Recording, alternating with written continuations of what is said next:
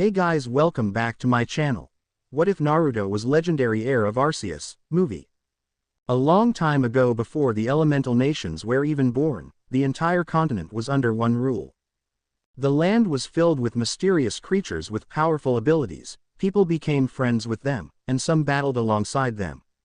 Nothing could be more right in the world of Pokemon, and then a group of humans who sought to control the world came and began using Pokemon for their evil ways.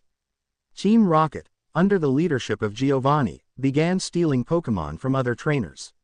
One boy rose above them all and fought valiantly against the evil Team Rocket, but alas, in the end they proved to be too strong. Sorrow began to fill the hearts of many trainers as they tried to fight against the evil team and failed like their fellow trainer. When all hope seemed lost, the god of Pokemon itself appeared before them. Using its divine powers, he sealed away the power and abilities of his children inside his 17 plates. When the powers were gone, the Pokemon disappeared as well. The god itself also disappeared as all of its power was gone. The plates turned into a dull gray color and fell to the ground, where they sunk and vanished from the world. The evil Team Rocket became enraged, so using their high-level technology and DNA samples that they took from the Pokemon that they had captured to try to create a powerful creature. However, they failed, and instead they created a horrible monster that was death itself. The monster stood over 1,000 feet tall. The body was pure black with horns in its head. It had only one single eye. It was a blood red color with 6 rings and 9 tomos. The one thing that distinguished it the most was its 10 massive tails that with a single swipe could change the landscape. Its power destroyed the continent. The monster was dubbed the Jubi, the 10-tailed monster. Humans for years hid from the monster. Their cities were gone. Their technology was useless. Trainers who were brave tried to catch the creature in a Pokeball. Nothing worked. Humans were driven near to extinction. When all hope was thought to be lost, a man appeared out of nowhere and battled the monster. For 10 days and nights the two fought. In the end, the man used a special power and defeated the monster by sealing it into his body. When people saw this happen, they were in a state of shock that someone had actually defeated the monster that had terrorized them for years. The man was then given the name of Rakuto Sennin, the Sage of 6 Paths. The man then went to tell them how he had gained power and began to teach them all his way to survive in this new world. Sadly, technology was unable to be saved, and they destroyed anything from computers to Pokeballs and anything that was made with technology, opting to begin anew.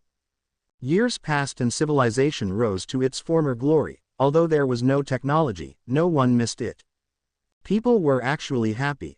Another thing that rose was the beginning of the ninja era, as many people now used the energy that the Rakuto Sennin taught them, chakra.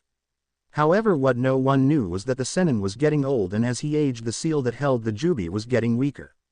The night soon came. He was on his deathbed. Around him stood his 2 sons. One had inherited his chakra while the other had his eyes, and he told the 2 what to do and to lead the people into a new era.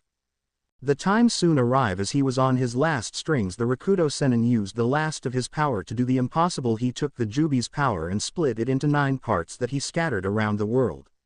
After doing that, he then sealed the body into a rock that he hurled into the sky, creating the moon. Smiling from the thought of keeping the world safe, the Sennin fell to the ground dead. After the world found out about the death of their savior, they were saddened, but they would not let his memory fade. Many wrote about his deeds. And the legacy of the Rakuto Sennin lived on, until the 2 sons fought against each other. During their battles, many priceless scrolls were lost and never to be seen again. Eons later, eons passed and many things changed. Shinobi clans were formed. Wars broke out between them, bringing chaos to the lands. People died, but the fighting didn't stop, so many turned to look for new weapons to use, and they found them in the form of tailed beasts that contained massive power, the very same creatures that the Rakuto Sennin had created. Using seals, they tried to control the beast, but nothing worked on them. Then 2 men appeared. One was a member of the Uchiha clan and the other was a man from the Senju. They had powers to subdue the beast and control them to a certain degree. The 2 would constantly fight for power and dominance. With the power of the beast, feeling the land to be threatened by these countless bloodshed, a new clan rose to stop the fighting, the Uzumaki clan. Using their powerful sealing skills, they sealed away the beast into anything that would hold them, from a tea kettle to a large pot. Except for one, the strongest of them all was the Kyuubi no Yoko. Its power was so great that it could not be sealed away like the others. Instead it was sealed inside an Uzumaki woman by the name of Mito Uzumaki, who later married the head of the Senju clan Harashima Senju, the first Jinchuriki of the Kyuubi. The beast has since been passed to another host after keeping the beast at bay for years, but things aren't meant to last forever. Accidents happen all the time. Years later, a 7-year Naruto Namikaze sat on top of the Hokage monument staring down at the village that he calls his home. However, it sure didn't feel like home. 7 years ago, on the day he and his sister were born, the Kyuubi no Yoko had attacked their village, forcing his father Minato Namikaze to seal the beast away. Using a powerful seal, he sealed the beast into Naomi, his twin sister. At first, life was good, but when they reached the age of 4, their parents decided to start training them. He had never been so excited in his life. But everything went downhill after that day. Minato had forced open Naomi's chakra and were astounded by the amount. As for him, that was the day his parents began to forget about him. Why? Simple, he did not have a single ounce of chakra in all of his body. That's right, Naruto had no chakra whatsoever, so his parents took Naomi under their wing and left him to fend for himself. They would say, "What kind of shinobi will you become if you can't use chakra? Instead of bringing honor to the clan, you will bring nothing but shame." So Naomi trained with her parents while Naruto would just stand near the house just watching them. Minato and Kushina didn't bother to teach him taijutsu or kenjutsu, 2 skills that would help him become a ninja, but when he asked, his parents just said that Naomi needed the training. So he just began to distance himself away from his family, and about a year ago he was forgotten by them. After spending about an hour on top of the Hokage monument, he stood up and began to walk away, heading home. He knew that Naomi's training would be done by now. Walking through the streets, he could see people talking happily. No one even spared him a glance. It was always like this. Sometimes he even thought that it would have been better if he wasn't born at all. Running away also came to mind, actually, now that he thought about it, and maybe leaving the village wouldn't be too bad. Who would miss him? No one. He had no friends to hang out with, and to his family he didn't exist anymore, so maybe he should leave. Naruto soon arrived at the Namikaze compound. He noticed that no one was outside, so his suspicion of Naomi's training being done was right. Shaking his head, he walked up to the front door and entered the house. As soon as he finished taking off his shoes, he heard laughter coming from the living room. Walking in the direction he came to the sight of his parents and sister. Sitting on the couch along with them was the head of the Hyuga clan, Hiashi, and his family. Also with them was the head of the Yamanaka clan, Inoichi, and his family. Naomi was talking about her training with her 2 best friends, Hinata and Ino. Seeing that no one took notice of him, he just kept on walking to his room. Had he glanced again, he would have the blonde Yamanaka girl look at him. Once safe inside of his room, Naruto went straight to bed, knowing that he would be forgotten once again and that he would most likely have to go eat once everyone went to bed. As he laid there, he didn't notice how tired he actually was, and for some reason fell asleep. The next morning when the blonde woke up, he felt strange for some reason. He was still pretty tired even though he never actually trained. Getting out of his bed, he dressed himself in a pair of blue shorts, a white short-sleeved t-shirt, and out on a pair of sandals.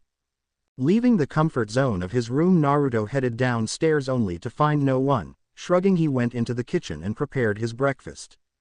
After eating, he went back to his room where he pulled a book from under his bed and began reading. Hours passed and still no one arrived.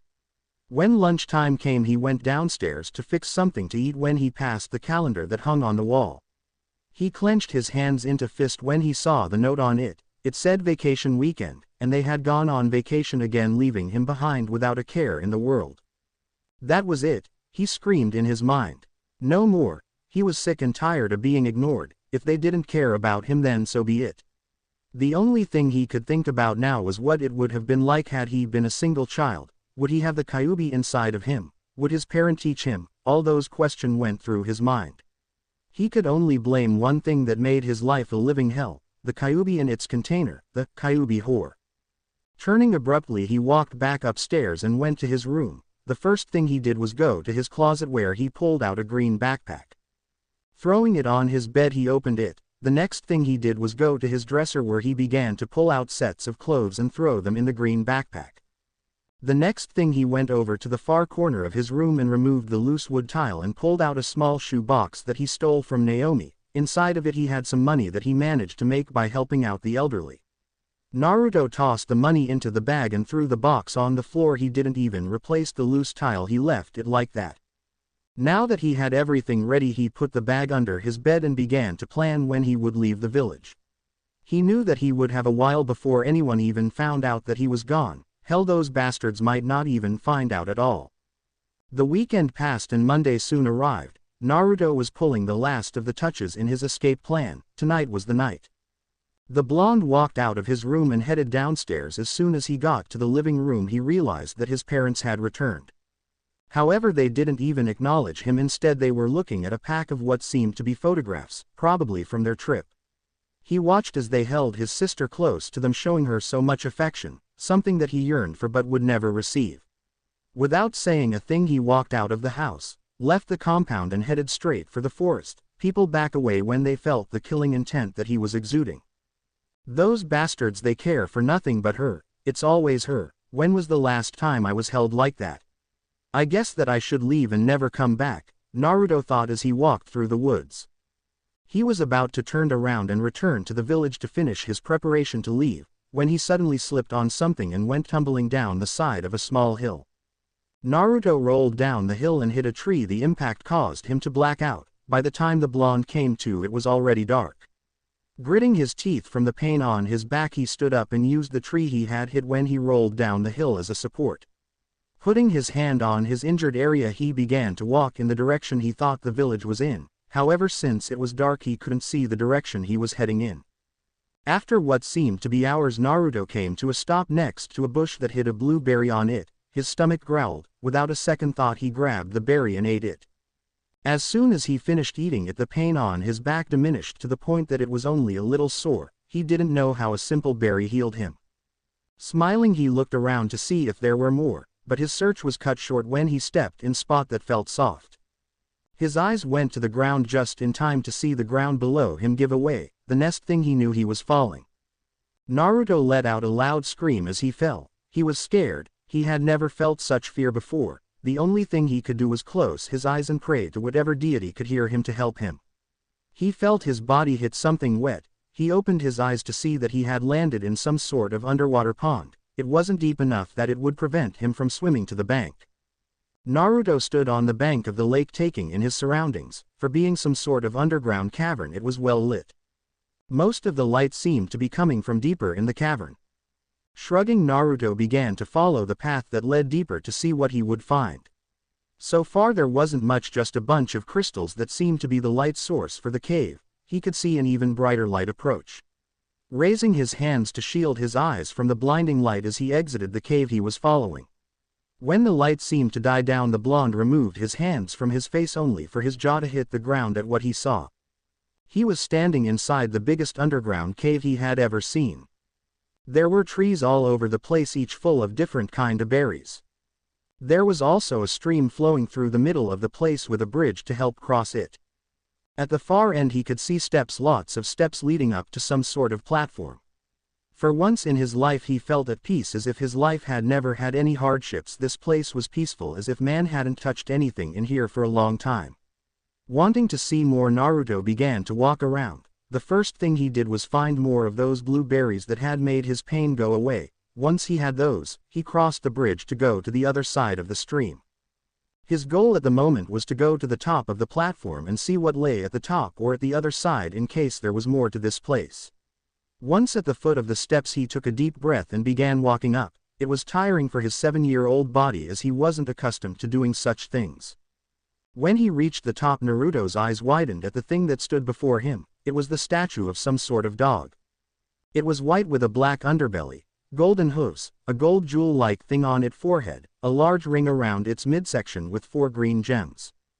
All in all, it was the most fascinating thing he had ever laid his eyes upon.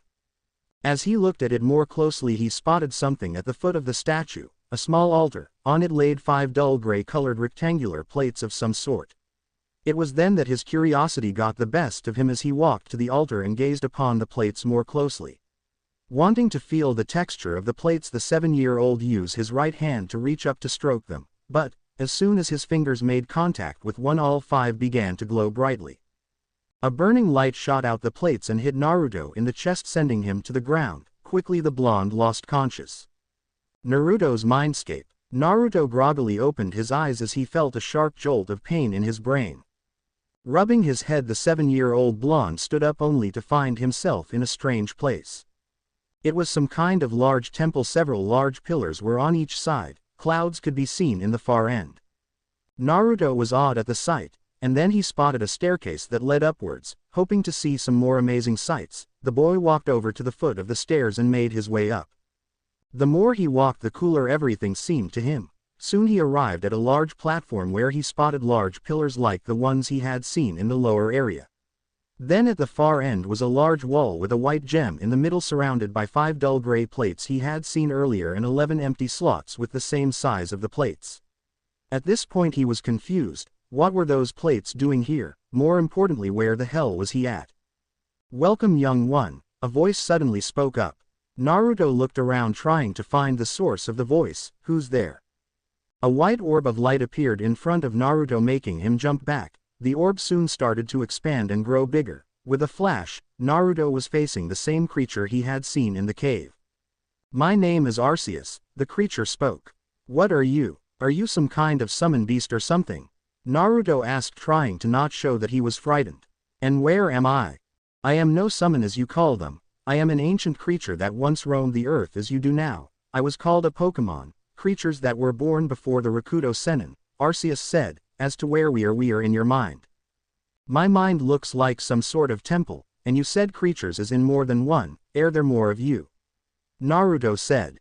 "At one point yes, but now no more. You see, a group of people sought to conquer the world and they used my children to do their evil doings. I, along with the help of others, used our powers to seal the powers and abilities of the other Pokemon in the plates that you see on the wall," Arceus said. "Although it would seem that throughout time the plates separated, you have absorbed 5 of them. There are still 11 remaining."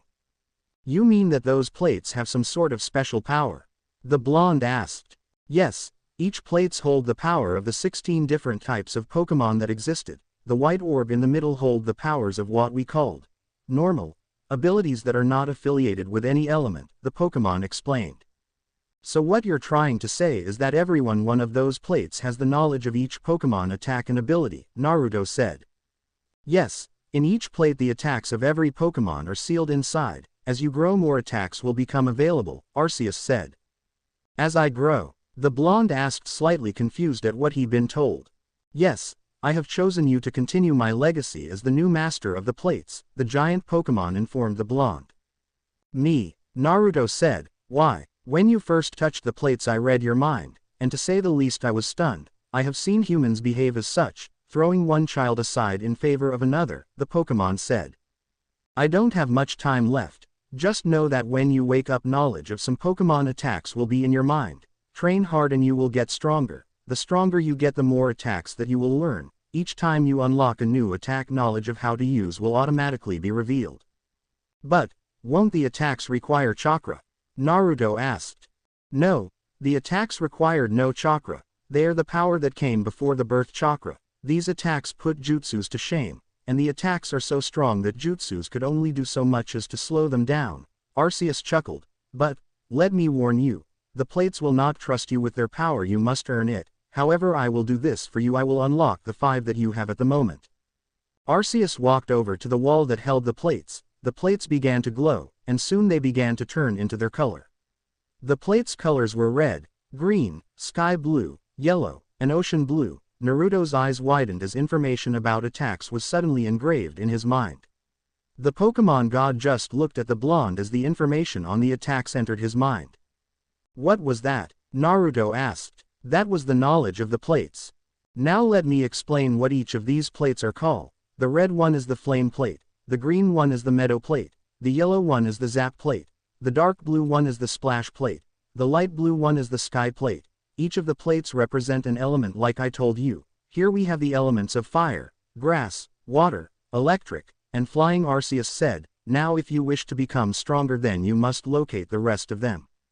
The ones that remain to be found are the ones that represent ground, rock, dark, bug, ghost, poison, ice, fighting, psychic, steel, and dragon."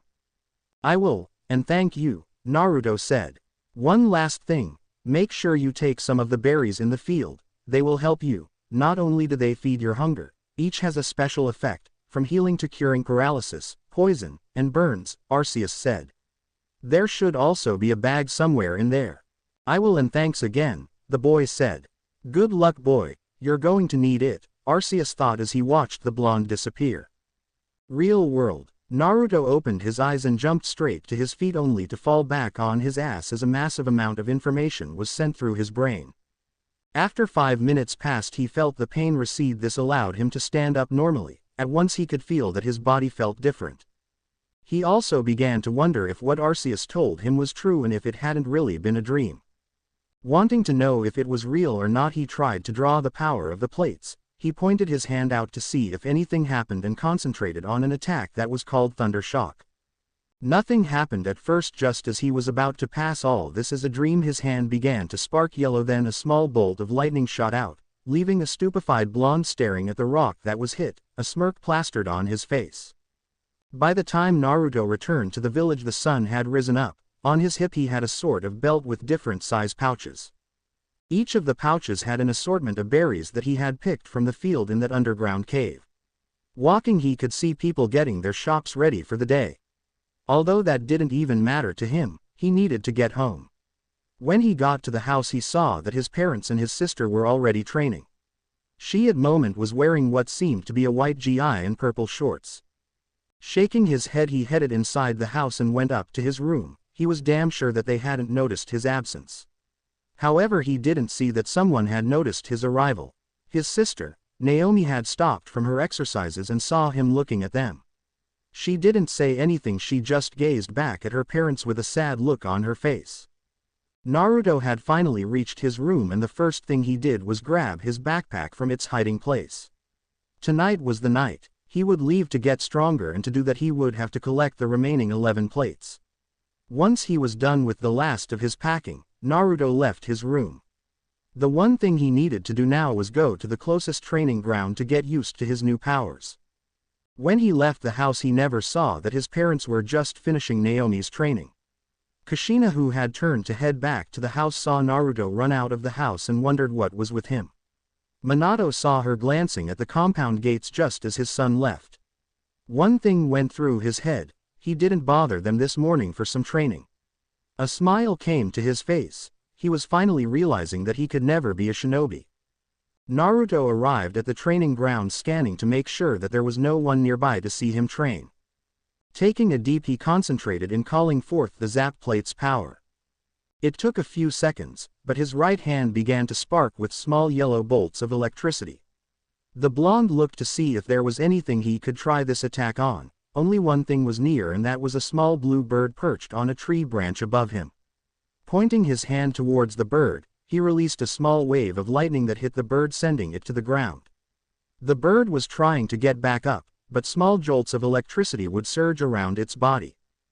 I guess that wasn't Thundershock, Naruto said as he closed his eyes to try and find out what the attack was. Going into the memories of the Zap Plate, he found what he was looking for. So it was a Thunder Wave, a status-type attack that will paralyze my opponent for a set amount of time.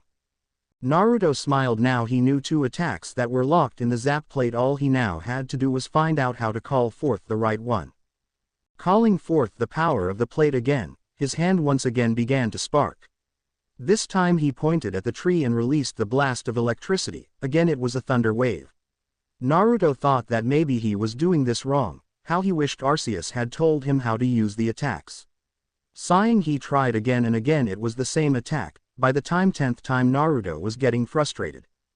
Thundershock, damn it, Naruto shouted, pointing 2 fingers at the tree. This time a yellow ball formed in his fingers and fired a bolt of yellow lightning. It was at this time that the bird he hit earlier with the Thunder Wave recovered and flew. The bird flew right in the path of the attack. The Thundershock struck the bird in the wing. It engulfed the bird, forcing it to chirp out in pain before exploding in a shower of feathers and blood.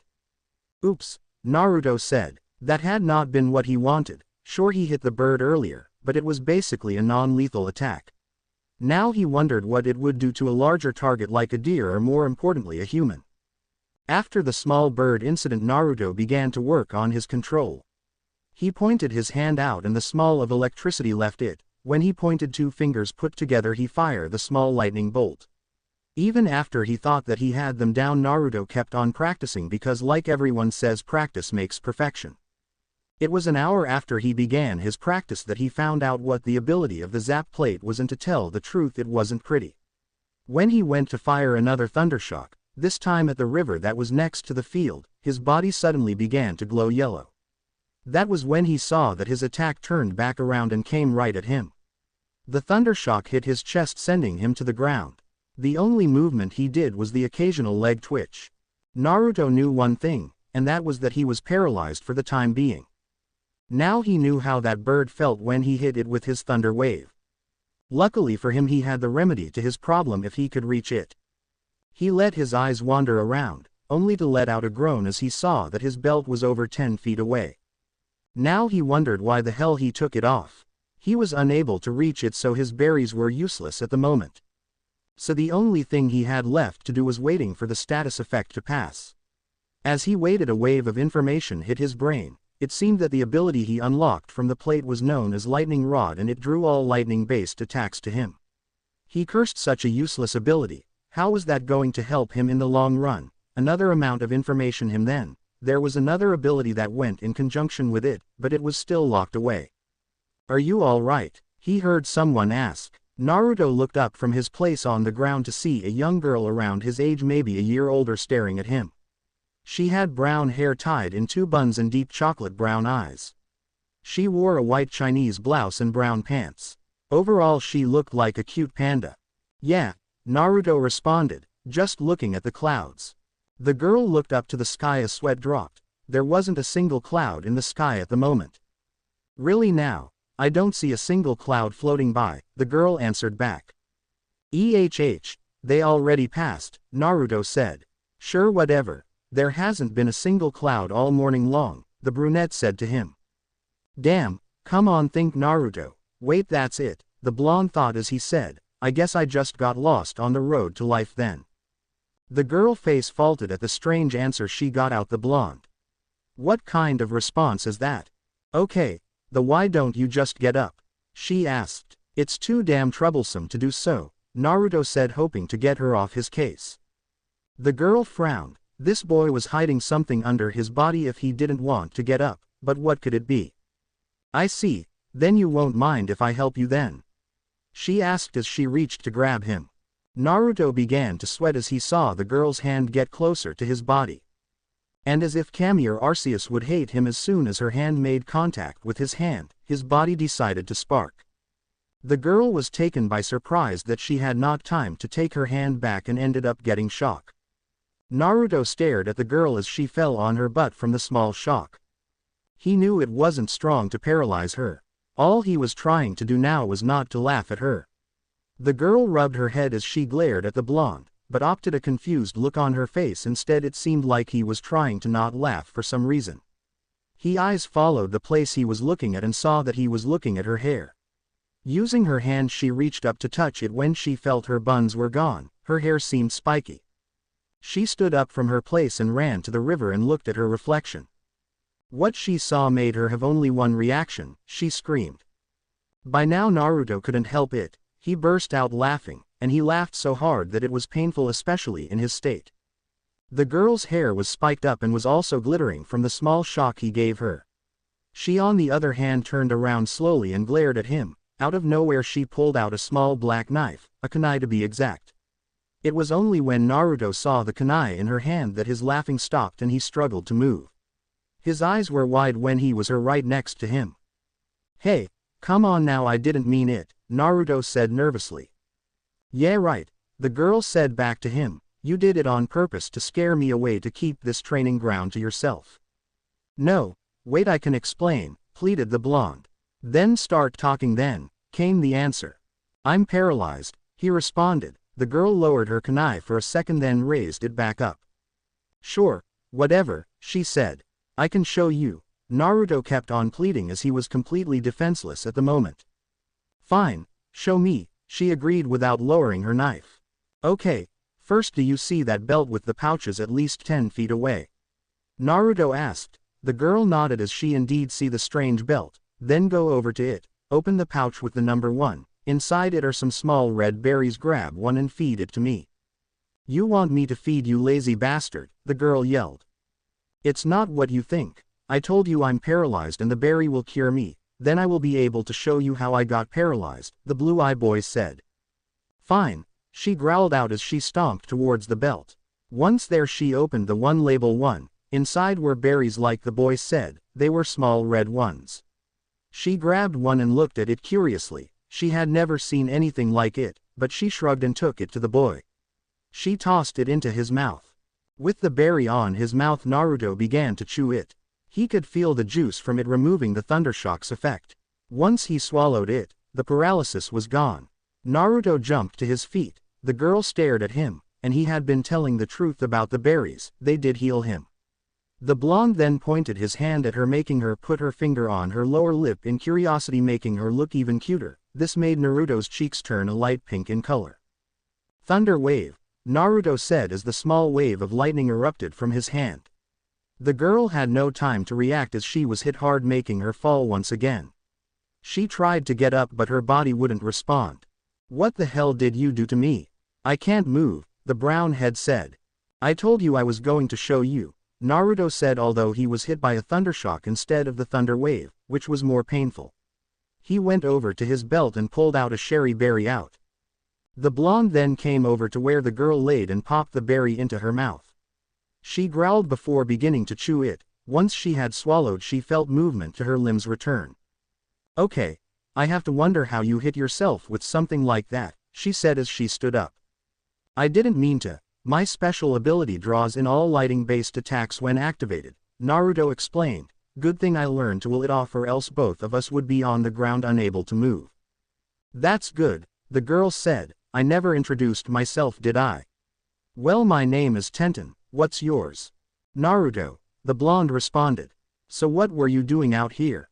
Tenten asked. Training, Naruto said. Really? I came here to do the same thing, although I use weapons primarily, the girl told him with a smile. That's cool. I have been meaning to ask, what's with the bloody feathers? Tenten asked. Naruto looked at the place where the remains of the bird laid and sweat dropped. You don't want to know. Tenten let the subject drop. Instead she just watched as he went over to the belt and picked it up. Once he had it on, he walked back to her. The two started to talk to each other about what they wanted to do when they were older. Tenten told him about how she wanted to follow in the footsteps of her idol, Tsunade. Naruto clenched his fist at the name, which went unnoticed by Tenten. Naruto told her how he wanted to grow up and be a strong shinobi.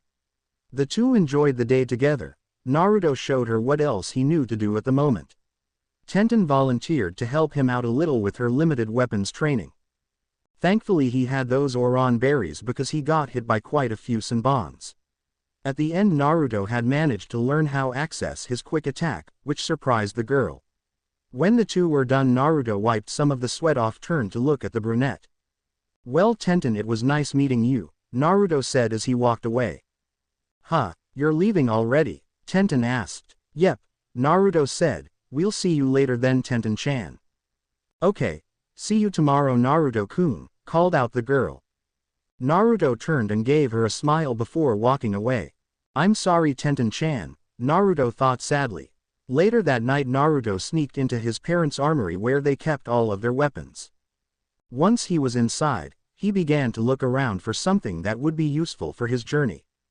There were so many different items that he had no idea where to start.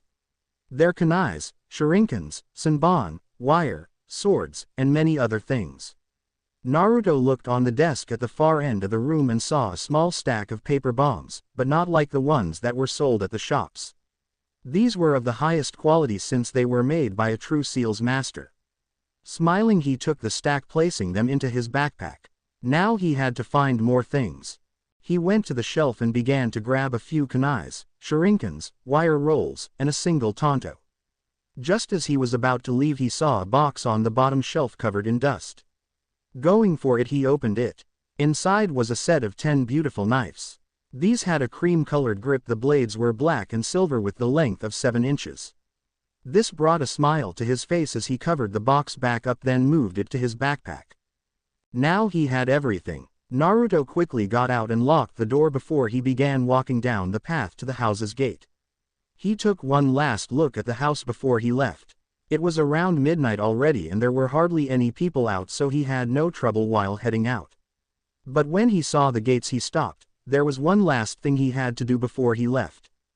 Naruto walked back to the training ground where he had spent the day with the first friend he had ever made in his 7 years of life.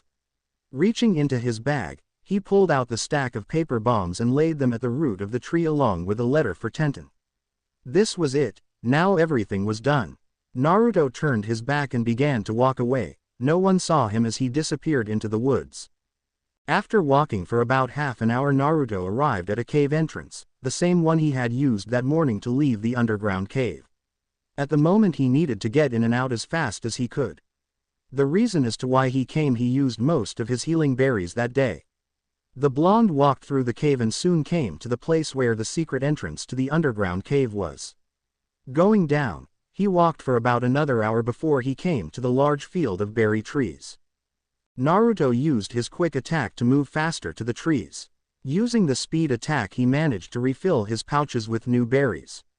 Now all he had left to do was sleep and leave early in the morning. As soon as he had a bed made, he lies down and fell asleep. By the time he woke up, Naruto picked up all of his belongings and made his way out of the cave. It took him only 45 minutes to exit the cave as he could see better where he was going. When he got out, he saw the sun had risen over the horizon. It was over at last. He would no longer be the odd one out, no longer would he have to suffer at the hands of his parents. The only thing he was sorry about was meeting Tenten just as he was going to leave, but he had made up his mind and there was no turning back. Naruto looked back in the direction of the village and walked away in the other direction without sparing the village a second glance. In Konoha, Tenten woke up bright and early. Today she was going to go back to the training ground and hope that Naruto would show up. Sure, they got off to a rocky start, but in the end they managed to get along. And those cool abilities of his made it even more fun to train with. When she had gotten home the day before, she told her mother about him and she was happy that she had made a friend. She quickly got dressed and left her room, running downstairs where her mother was just finishing making their breakfast. "You're up quite early today, Ten-chan," her mother said. "Could it be because you want to meet with a special someone?" "Okawa-san," Tenten said with a blush on her face, "I'm still too young to be thinking about those things." Era, you were quite happy when you were telling me about him yesterday," Tenten's mother said, "and here I thought that I would have a son-in-law soon." "Ah, I just want him to help me with my training," the brunette said with anime tears. After eating her breakfast, the 8-year-old girl ran as fast as she could to the training ground. When she arrived there, she saw that no one was there yet, so she pulled out a few kunais from her pouch to get some warm-up exercises. As Tenten was about to throw the first one, she saw something on the foot of the tree where she first saw Naruto. Walking over to the tree, the brunette saw a small stack of paper bombs. Along with them was a letter. The odd thing was that it was addressed to her. Tenten picked up the letter and tore the seal off and read, "Tenten, if you're reading this, then I have already left the village. I'm sorry. I was happy to have made a friend and will always cherish our friendship even if it was only for a single day. I know that you like weapons, so I left you a small stack of paper bombs that were made by none other than the Hokage himself.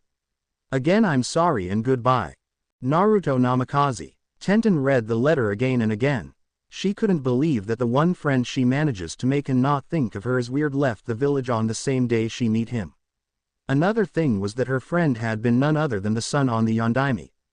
Something clicked in her mind then. She had seen he before now that she actually thought about it. It had been that day that the Namikaze family walked through the village, but that day she had only seen the Hokage, his wife, and daughter. Then she saw him, the little boy, walking about 20 feet behind them with a sad expression on his face.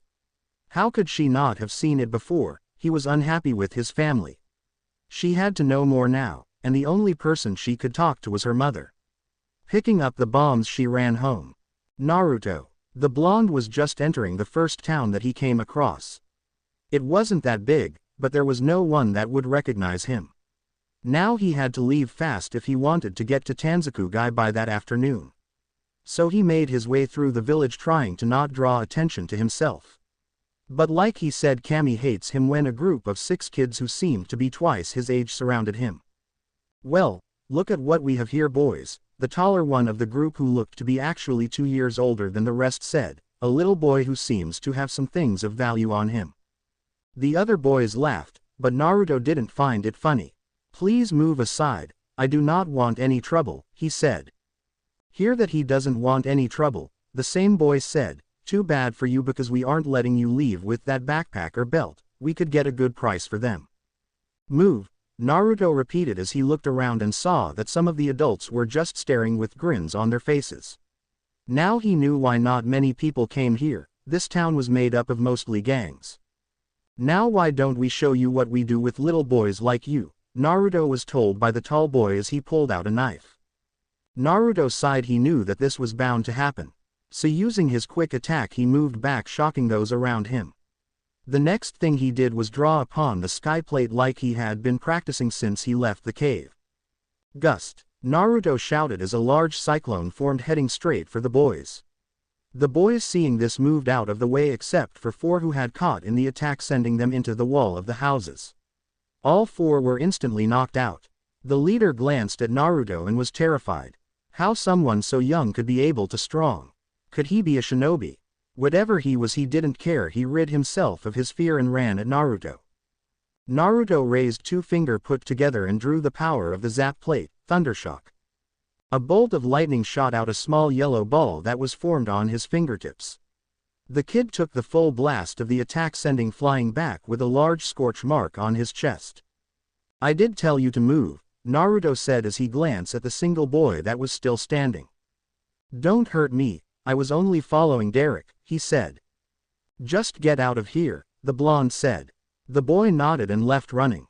Naruto could see the people around him moving away. Some had murderous looks on their faces. He had to get out of here now, or else he would come out really hurt. Shrugging, he kept on walking. Some of the older men nodded to others and slowly followed the blonde out of the village. Unknown to them, up on the rooftop of a small building, another person had witnessed the fight, and now he had a smirk on his face. He turned to his smaller companion, whose eyes were still following the boy. "Come," he said, moving from his spot to follow the brat. Naruto was well aware that he was being followed, and that worried him. Sure, he could handle a few kids older than him, but that was because they underestimated him. He knew that he would have to face them soon or he would be in trouble. The blonde began to gather the power of the flame plate. He had done it only once, and that was unconsciously, and was hoping that his training with the zap plate would help him. He could feel the burning sensation of the plate's power in his stomach. The men who were following Naruto were getting ready to capture him. This boy could fetch them a nice price in the black market, or if they sold him to a hidden village like Kumogakure. Just as the leader was going to signal the attack, Naruto turned around and released a cloud of red embers. The fire attack hit 2, but the other 2 were far back to prevent the attack from hitting them. "Shit, what is this kid? He can use both lightning and fire jutsus," the one who dodged the attack said. "I'm sure that Kuma would pay a hefty price for him," his partner said as he watched the other 2 roll on the ground, holding their faces in pain. Naruto was about to call on the power of the zap plate again, but he felt something grab his legs. His eyes darted to the ground to see one of the men he had taken down with the ember earlier. His face was burned with at least 2nd-degree burns. It was this small distraction that cost him, as a fist hit him across the face, making him kiss the dirt. The blonde turned to see the other 2 smirking victoriously. Gritting his teeth in anger, he began to draw upon the power of the plates. The 2 men backed away when they saw that his hair began to glow as if it was drawing energy. Naruto stood up from his place, his hair glowing brightly. The 2 men who had been burned had stood up as well. All 4 of them were afraid. With the blonde's hair glow intensified, he pointed both palms towards them, and with a scream a large golden and white beam shot out. The 4 were engulfed in the powerful beam of light that blasted them away. When the attack died down, Naruto saw them all lying on the ground. Trees had fallen around them and on them. Naruto backed away, his eyes wide in shock. He had killed them, but he hadn't meant to kill them, and what was that weird feeling he got? "Damn Gaki, you sure went overboard, didn't you?" a voice from behind him said. The blonde turned his head and backed away. Behind him stood a tall man. He had pale skin, short spiky black hair, and brown eyes. He wore a gray flak jacket. The bottom portion of his face was wrapped in white bandages and black cargo pants. On his back he had a giant butcher-like sword. "Who are you?" Naruto asked. "Name's Zabuza Momochi," the man responded. "What do you want?" The blonde asked. He was scared. This guy had an aura of death. "What were those powers of yours?" "I know they weren't any sort of ninjutsu, as I felt no chakra coming from them. Not only that, but I can't feel a single ounce of chakra coming off you," Zabuza said. "They're special powers that I got," was the answer the swordsman received. "How?" Zabuza was anxious to find out how the Gaki got those powers. They didn't seem to need any chakra, and that could come in handy against the Mizukage. Naruto was in a conflict. How was he going to explain this? He couldn't lie to this man, as he could kill him in the blink of an eye. "I got them from a set of special plates," Naruto answered. "Plates?" Zabuza repeated. "Yeah, they were this dull gray color, then they turned into different colors, giving me powers," the blonde continued. "Hold a second. Plates, you mean like this?" the man said as he reached into his ninja pouch and pulled out 2 dull gray-colored plates. Naruto's eyes widened at the sight of 2 of the missing 11 plates. How had he found them when he had no idea how to find them? "Where did you find them?" Naruto asked. "In the land of water, deep within a cave that I used to hide once," came the response. "Now tell me more about them." He thought about it for a moment. Maybe if he told him about the plates he could get those 2 from him. "Fine, but let's go somewhere else," Naruto said. "Follow me, we'll go meet up with my associate," Zabuza says as he began to walk away. Naruto went right behind him. Yoshida Suzuki couldn't believe what he had just seen and learned from the little time he had spent at the bar in Tori-no-Kuni. He had stopped there for a quick drink after completing his mission of transporting a scroll to the local daimyo for a hopeful trade agreement. He had been told that the daimyo would personally be going to Konoha to talk to the Yondaime Hokage. After that, he decided to stop at the local bar to get himself a drink before heading back, not knowing what awaited him inside. As soon as he stepped into the bar, he went and ordered a drink. However, as he drank, something caught his attention from the corner of his eye. Something that almost made him spit out his drink. There, sitting in the far corner of the bar with a plate of dango in front of him, sat the one person that the village had been searching for. Spiky blonde hair and piercing blue eyes, he knew that he had just found the missing son of the Yondaime. Then he noticed something, or rather someone. The person who the blonde was sharing a table with stood up and went to the bartender. Yoshida started to panic as he saw one of the most notorious criminals of Kirigakure, Momochi Zabuza, a former member of the 7 Swordmen of the Mist. After watching the rogue swordsman go back to his seat, Yoshida downed the rest of his drink and dropped a few coins on the counter. He then left the bar as fast as he could, trying not to draw attention to himself. He knew that he had to get away as fast as possible and report to his Hokage. As soon as he was out of the village, he quickly took to the trees and began running towards the Leaf Village. However, today luck was not on his side. Just minutes after having been running, he heard the distinct sound of rustling leaves. Stopping for a moment, he began looking around. Someone was following him, he knew as much. But as he waited and listened, no one appeared and no more sounds could be heard. Just as he was about to keep going, he felt something wrapped around his ankle. Looking down, Yoshida saw 2 green vine things around his ankle. Suddenly he felt the vines get pulled. To his shock, the pull was strong enough that he was pulled hard right through the trees. Screaming as he was pulled through the foliage, the leaf ninja was then lifted high into the air before he was brought back down, slamming into the ground, hard. Coughing, he tried to get back up, but the pain his body was in at the moment made it unbearable to even move.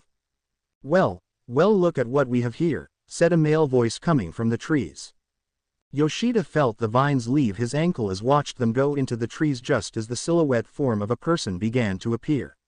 As the person got closer, he saw the vines going into the man's sleeves. Using as much strength as he could, the ninja managed to sit up as he finally saw who had been following him. His eyes widened when he saw the familiar blind hair and blue eyes of the boy he had seen at the bar. "Namikaze Naruto," Yoshida said as he held his aching shoulder. "Don't call me by that filthy name," the blonde said. "I am no longer the son of that bastard." "Don't you insult our Hokage," said the leaf ninja. "He's been looking for you these past 8 years. Yoshida suddenly stopped talking as he felt a horrible pain in his chest. Looking down he saw a blade going through. His eyes then went up and saw the cold blue eyes of the blonde Namikaze. Blood began coming from his mouth as he saw the blade get pulled out. Yoshida fell forward onto the cold ground as blood began to pool around him. The last thing he saw was the arrival of two other people. "Looks like you were right," Naruto said. "Naruto-kun," said the female of their group. "Don't worry about Haku-chan, let's us just get out of here," Naruto said. "We need to get to Nami no Kuni to meet our client." With that the group walked away, leaving the body of the leaf ninja to the wild animals. Konohagakure. Namikaze Minato sat behind his desk going through some paperwork. He was getting worried about one of his chunin that had gone on a mission to Tori no Kuni. It had been 2 weeks since he had left and he had heard anything from him. Not only that, but also the daimyo of Tori had just left 2 days ago after coming to finalize the trade agreement. That had made him send a group of his tracker ninjas to see what they could find out, and they were due at any moment. Sighing, he also had another issue at hand. Just a couple of hours ago, he had received a request for backup from his last student.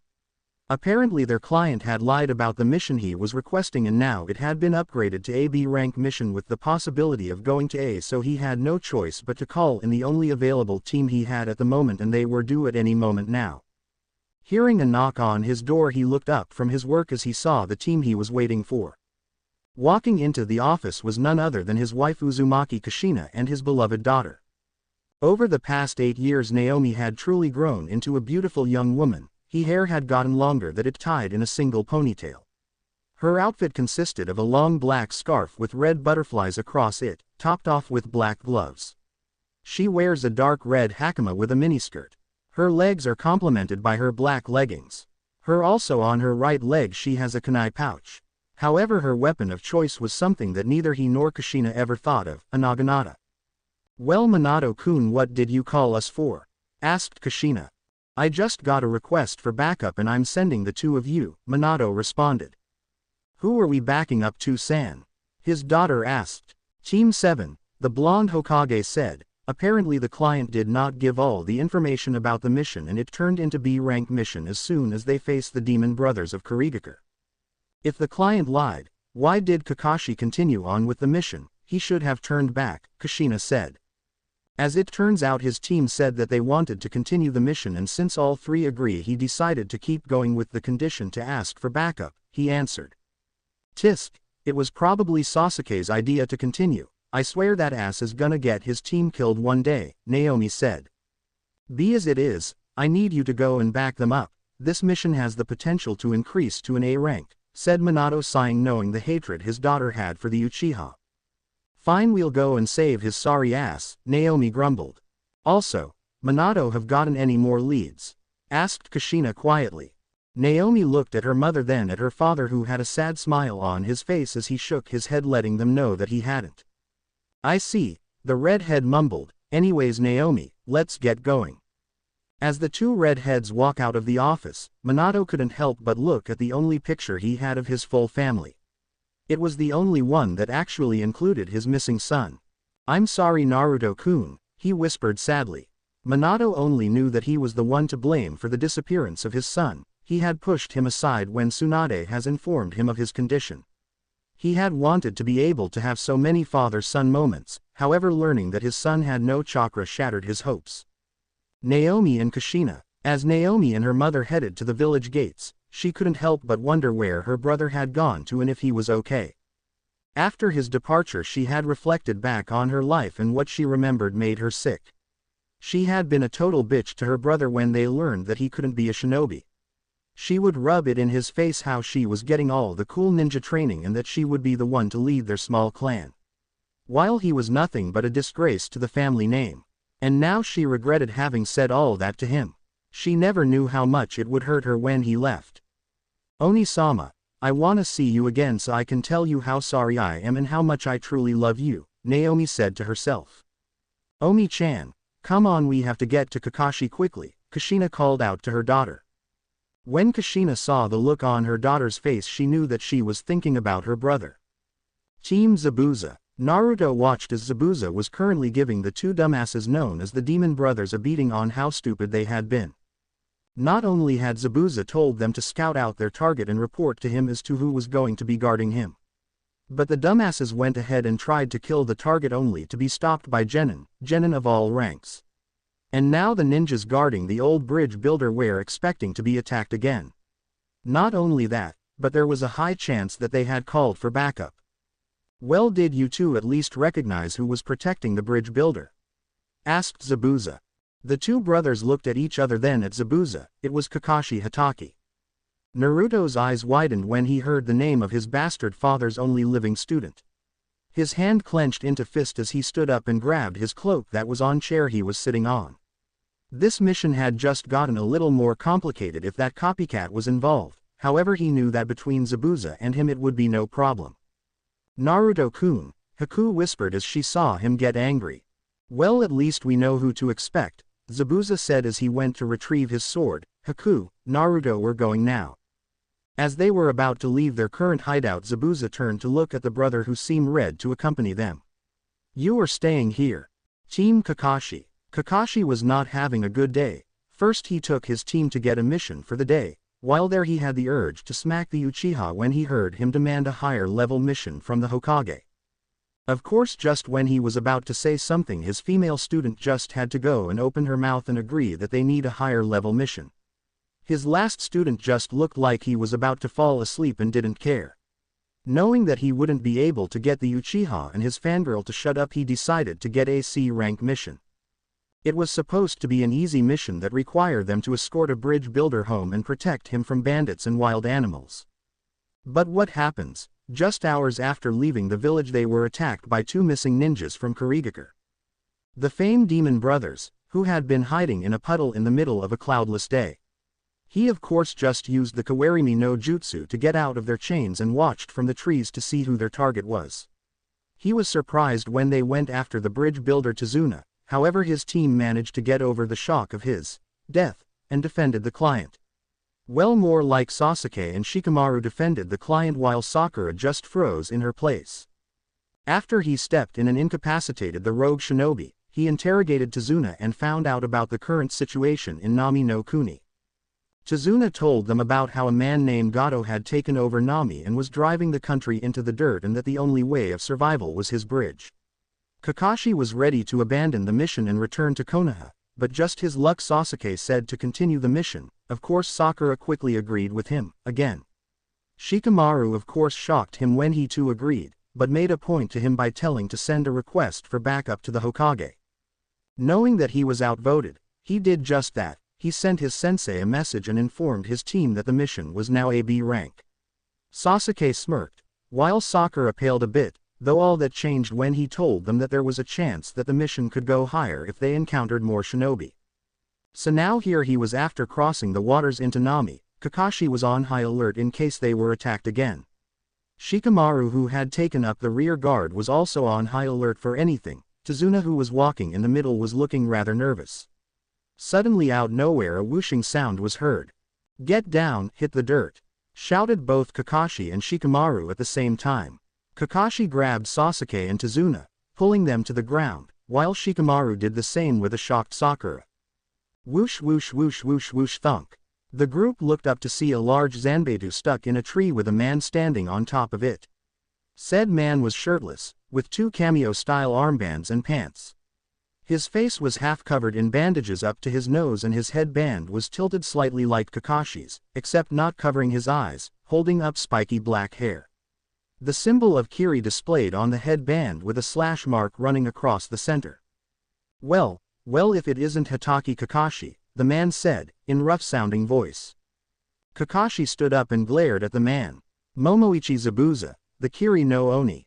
I never would have expected someone like you to be working for the likes Gato. Zabuza shrugged. It helps pay the bills, however it's all worth it if I get to fight an opponent like you.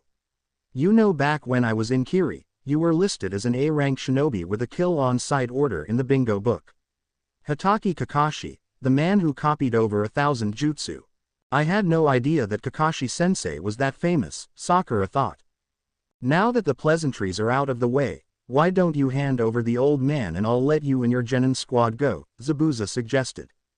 I'm sorry, but you know we can't do that, Kakashi glared at the rogue ninja. It wouldn't look very good for Konoha if we just let you have him without even putting up a fight. Zabuza sighed. Don't say I didn't try diplomacy first.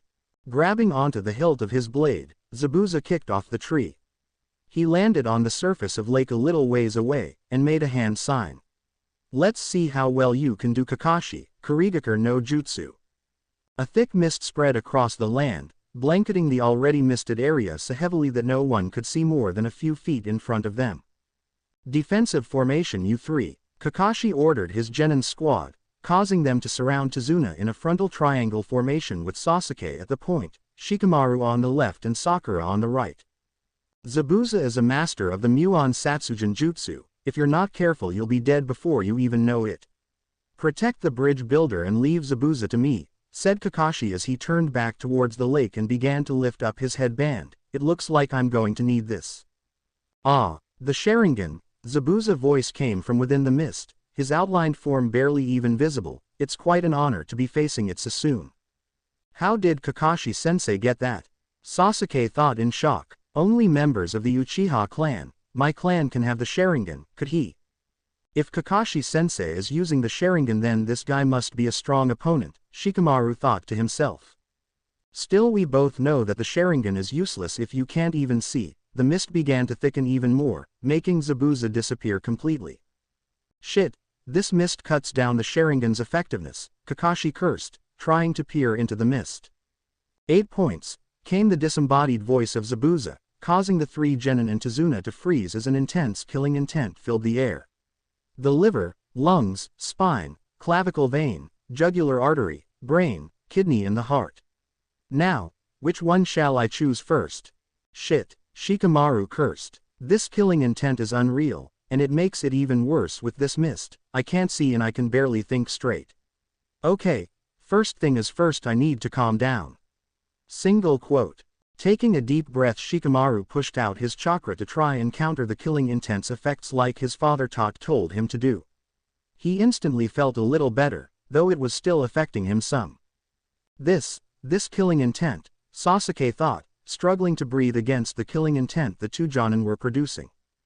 Is this what a high-level battle between two Jonin is like? This suffocating feeling, Sasuke began bringing a kunai to his throat. I don't think I can handle much more of it. Sasuke, calm down, Kakashi said as he noticed the trouble his genin were having. I won't let any of my comrades die. Sasuke seemed to calm himself down, lowering his kunai. You're all talk, Kakashi. Zabuza appeared right in the midst of the genin and Tazuna. Just as he was about to cleave them all with Kubikiri Haucho, Kakashi appeared right next to Zabuza and stabbed him in the gut, only for the Zabuza that he had stabbed to turn into water. Mizu Bunshin, Kakashi exclaimed right before Zabuza appeared behind him and cleaved him in half, causing Sakura to scream. However, much to Zabuza's surprise, Kakashi turned into water as well. It's over, Kakashi said as he appeared behind Zabuza and brought a kunai to the other ninja's throat. I see, Zabuza chuckled as he turned his head to look at the copy ninja. You created and switched yourself with a Mizu Bunshin when you made your speech, didn't you? That eye of yours is quite impressive. However, this battle is far from over. Zabuza swung his sword arm around, forcing Kakashi to duck under the powerful swing. Planting his sword into the ground, the mist ninja used the leverage it granted him to launch a powerful kick in Kakashi's face. Kakashi flew through the air with Zabuza following after him. The silver-haired Jonin threw some Makebishi spikes as he fell into the water, forcing Zabuza to stop. Makebishi spikes. Zabuza sneered beneath his mask. Come on, Kakashi, are you even trying? Kakashi broke the surface of the water and gasped for some air. There's something wrong with this water. Ha, now I've got you. Zabuza appeared right next to Kakashi, going through a set of hand seals, Sweden, Suoro no Jutsu.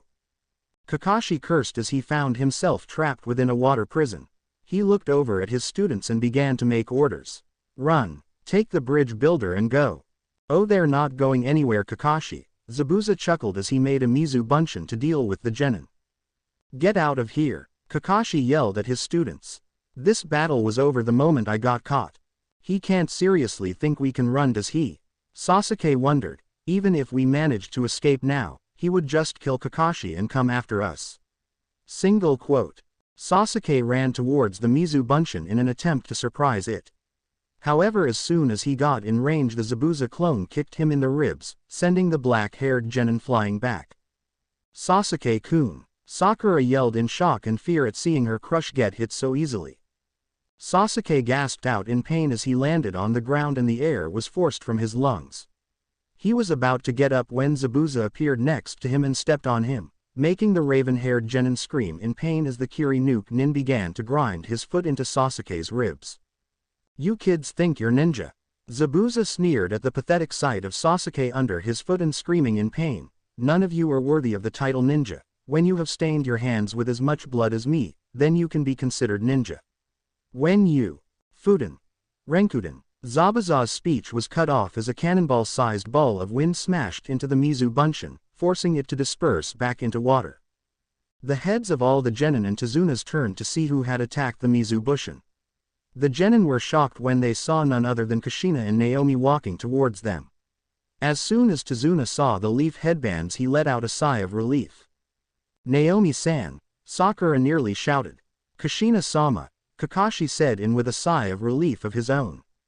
"Well, censored," Zabuza said as he recognized the woman who had just arrived.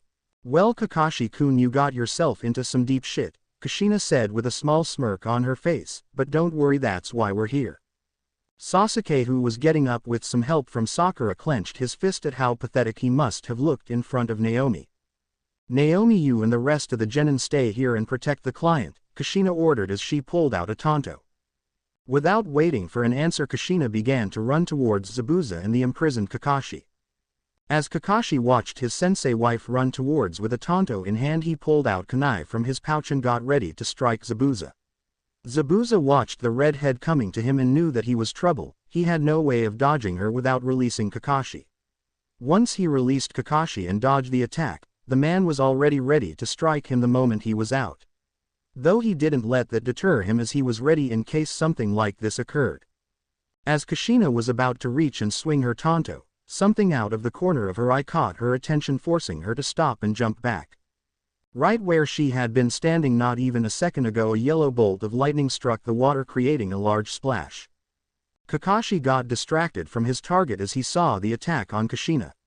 Smirking, Zabuza pulled out his arm from the water prison, releasing the leaf ninja, and jumped away from him back onto the shore of the lake.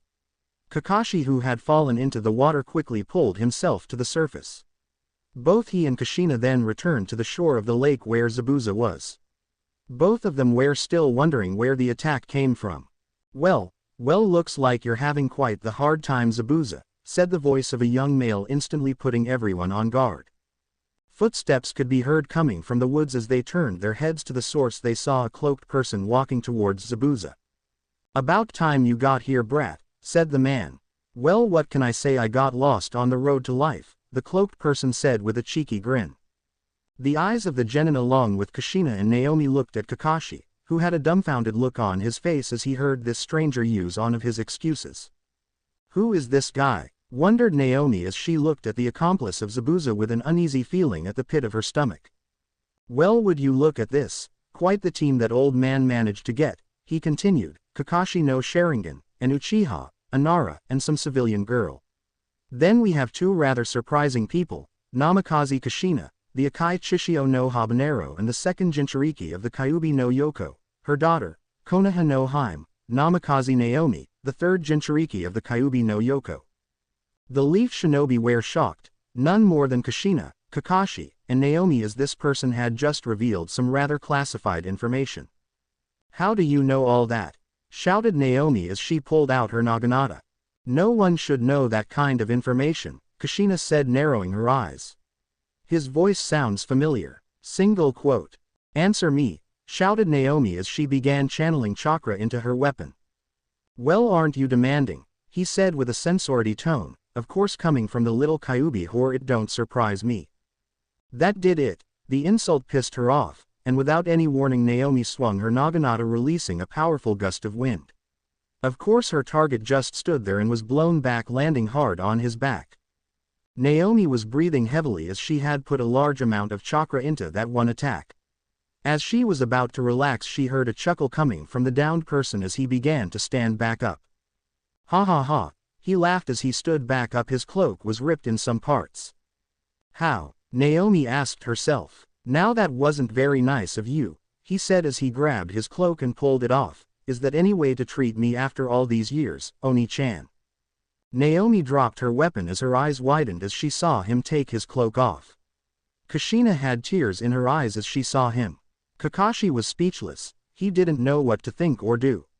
The genin were wondering why they were so stunned at the sight of the boy in front of them.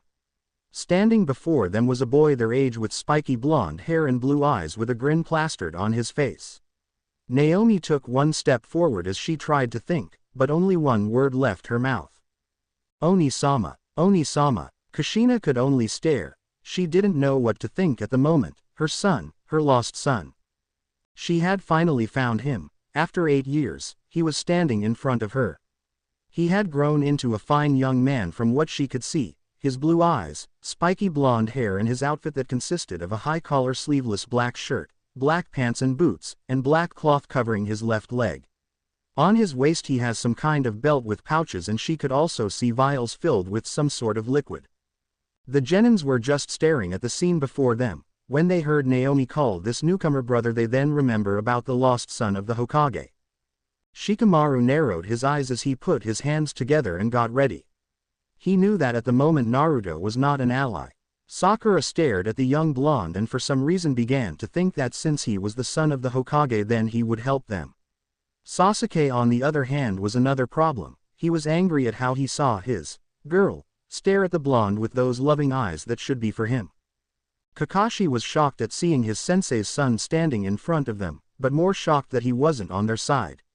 He turned his attention to Kushina and saw that she was openly crying at seeing her son appear. Sochi-kun, Kushina whispered. Ha ha ha ha, came the laughter of Zabuza as he walked up and stood next to Naruto. Isn't this just the most wonderful family reunion? Kushina stopped looking at her son and glared at the rogue Kiri shinobi. Her glare intensified as she saw the man place his hand on his shoulder.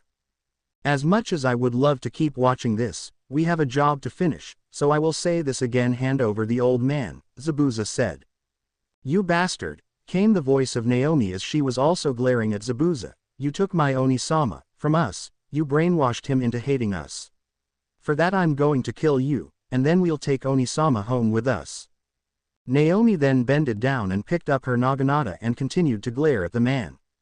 Kushina also grabbed her tanto and got ready. Zabuza, Kakashi said, I would suggest that you surrender. There is no way that you can keep fighting us and hope to win. I can tell that you're running low on chakra from our fight. Not to mention there are more of us. He. Well, that's not a hard problem to fix, Zabuza said. Kakashi narrowed his eyes at the man trying to figure out what he meant. Well, Naruto, do it. Naruto closed his eyes and began to concentrate. The others watched as Naruto's body began to glow, and the glow then began to spread over Zabuza. Kakashi's eyes then went wide as his Sharingan picked up what was actually happening. No, that's impossible, the Leaf Shinobi said. What's happening, Kakashi? Asked Kushina. Zabuza's chakra is replenishing at an alarming rate, he responded. Kushina looked back at her son and could help, but feel saddened that her baby was helping an enemy instead of them. They all watched as the glow died and Zabuza stood there even though they couldn't see his mouth. They knew he had a smirk on his face. You were saying, Kakashi, he taunted. Now before we begin round 2, Naruto, power me up. Naruto let out a sigh as he shook his head. Don't get overconfident, no brows. With that, what happened next was something they never seen before. Blue swords made of some strange blue energy appeared circling around both of them. Now that's more like, Zabuza said. Kakashi, round 2 begins now. Without warning, Zabuza shot towards Kakashi at a faster pace than before. Kakashi couldn't move fast enough to dodge the man. Putting his arms in front of him in an X, he tried to block the attack. Though when Zabuza's kick connected, the Sharingan wielder was sent flying back. What the censored? Kakashi thought. What the hell happened? That kick was stronger than before. It's like his strength was increased. Single quote. Naruto watched as his mentor went back to fighting the Cyclops with an amused smirk on his face as he saw the look of disbelief on the man. His attention then turned back to the two red heads in front of him who were staring at him. Sochi-kun, Kushina mumbled. Don't call me that bitch, Naruto said coldly. You have no right to refer to me as such after all the suffering you and that blonde asshole put me through. Kushina was taken back at the coldness in his voice and in the way he referred to her. Tears once again were rolling down her face. Why Sochi? Why? She asked as she fell to her knees crying, I'm sorry, I'm sorry. Naomi watched as her mother had an emotional breakdown. She gritted her teeth as she turned and glared at her brother. Oni-sama, why are you doing this? She asked. How can you hate us so much? How you asked? Naruto shouted at her. I was tossed aside while you got everything. All because I can't use chakra and couldn't learn ninjutsu or genjutsu. Naomi stayed quiet at his comeback. It was true, they had tossed him aside from the moment they had learned that he was unable to use chakra. She could still remember when they used to play and laugh together and then when it all stopped. She hadn't been there for him. She like her family were torn. Her brother would never become a ninja, and they wouldn't learn together, they wouldn't go on missions as a team. Naomi had tears in her eyes as she recalled the way she acted, like some spoiled little brat calling her brother names that she would hear the villagers call him. Oni-sama, please forgive us and come back, Naomi pleaded. Come back, I promised things will be different this time, just come home with us. I could never forgive you or anyone else for that matter, Naruto said taking a stance. Now the time for words has come and gone, better get ready bitch. Without another word the blonde shot forward at a faster pace than he should be able to move at. Naomi still her emotional state didn't move. Kushina watched as her son slam his leg into the side of his sister sending her tumbling across the ground. Naomi, Kushina shouted as she tried to run to her. Naruto turned his head to look at the incoming red head. A smirk appeared on his face as his eyes then began to glow green.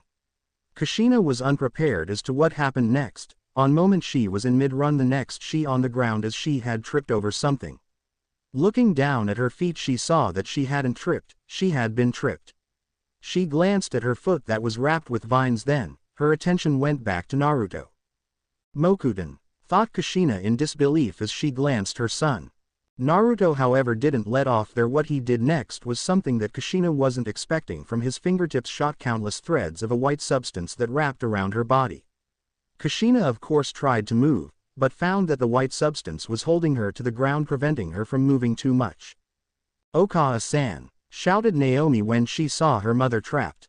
Without thinking the young redhead shot forward to help her mother. Before she could reach her, Naruto appeared in front of her and delivered another powerful kick to her side. Naomi was sent tumbling across the ground away from her mother. Naruto however didn't let up, he sprinted toward her. As the girl was getting up she felt the Kyuubi inside of her sending chakra to heal the cracked rib that she had suffered from her brother's kick. As she was about to get up, she didn't see her brother coming until she felt another kick, this time to her stomach. Once again she was sent flying away. From her spot Kushina had tears in her eyes again, as she saw her son attack his own sibling without any remorse. Knowing that Naomi was in trouble she began to try and loosen the substance that was holding her down to go help her daughter. What's wrong bitch, can't fight back, shouted Naruto. Oni-sama, why? Asked Naomi ignoring the insult. I know we made a mistake, but we're sorry for what we did to you. Sorry, as if I give a censored, responded the blonde. I can never forgive any of you for all the pain you all caused me, the feeling of being alone, the pain of being ignored, I can never forget any of it. Naomi struggled, but managed to get back to her feet. The pain from her brother's attack was subsiding thanks to the Kyuubi. With tears in her eyes she looked at her brother and knew that she had no choice but to fight him, as much as didn't want to. If she didn't, he would kill her. But she wouldn't give up, she would fight him, knock him out, and she would take him back home. Gritting her teeth, Naomi ran towards her brother, her fist censored back. Naruto saw her coming and got ready. Once she was in range, Naomi threw her fist only for Naruto to use his palm to deflect it, however the girl didn't end her assault there. Spinning around she brought her leg up for a kick. Once again Naruto blocked it, this time with his forearm. Naruto pushed her leg away and threw a fist of his own. The girl ducked and using her quickness, she kicked Naruto's leg making him lose his balance. Without missing a beat she delivered a powerful uppercut to the blonde knocking him onto his back. From his spot Naruto glanced at the red head and wiped the blood from his injured lip. Naomi looked slightly winded from the small skirmish. "I see that you're better than I thought," Naruto said, standing up and dusting of the dirt from his clothes. "Might as well get serious." With a grin Naruto brought his two fists together. Naomi watched with wide eyes as she saw some kind of blue energy. Naruto then separated his fist and in his hand he now held something that resembled a bone made out of energy or something. Without warning he shot forward, spinning the bone in his hands. Naomi pulled out two kunais as her naginata had been thrown aside by her brother. Naruto began his assault on her. The redhead could only block with her kunais. Kushina was shocked at what she saw. She had never seen anything like what Naruto had done. She remembered when Tsunade had told them that he was unable to mold chakra, yet here he was using some sort of energy that resembled chakra. Could he have found a way to mold chakra during his 8-year absence? No, she didn't have time to think about that. She would get her answer after they captured him. For now she had to get free from her restraints. She was close to, she could almost touch the ground. Naruto on the other hand was clashing his bone made out of energy against Naomi's kunais. The young redhead knew that she had to get her naginata back. Gritting her teeth, Naomi pushed her brother back and as fast as she could she channeled chakra into her foot and slammed it into her twin's stomach. Naruto was sent rolling across the ground away from Naomi.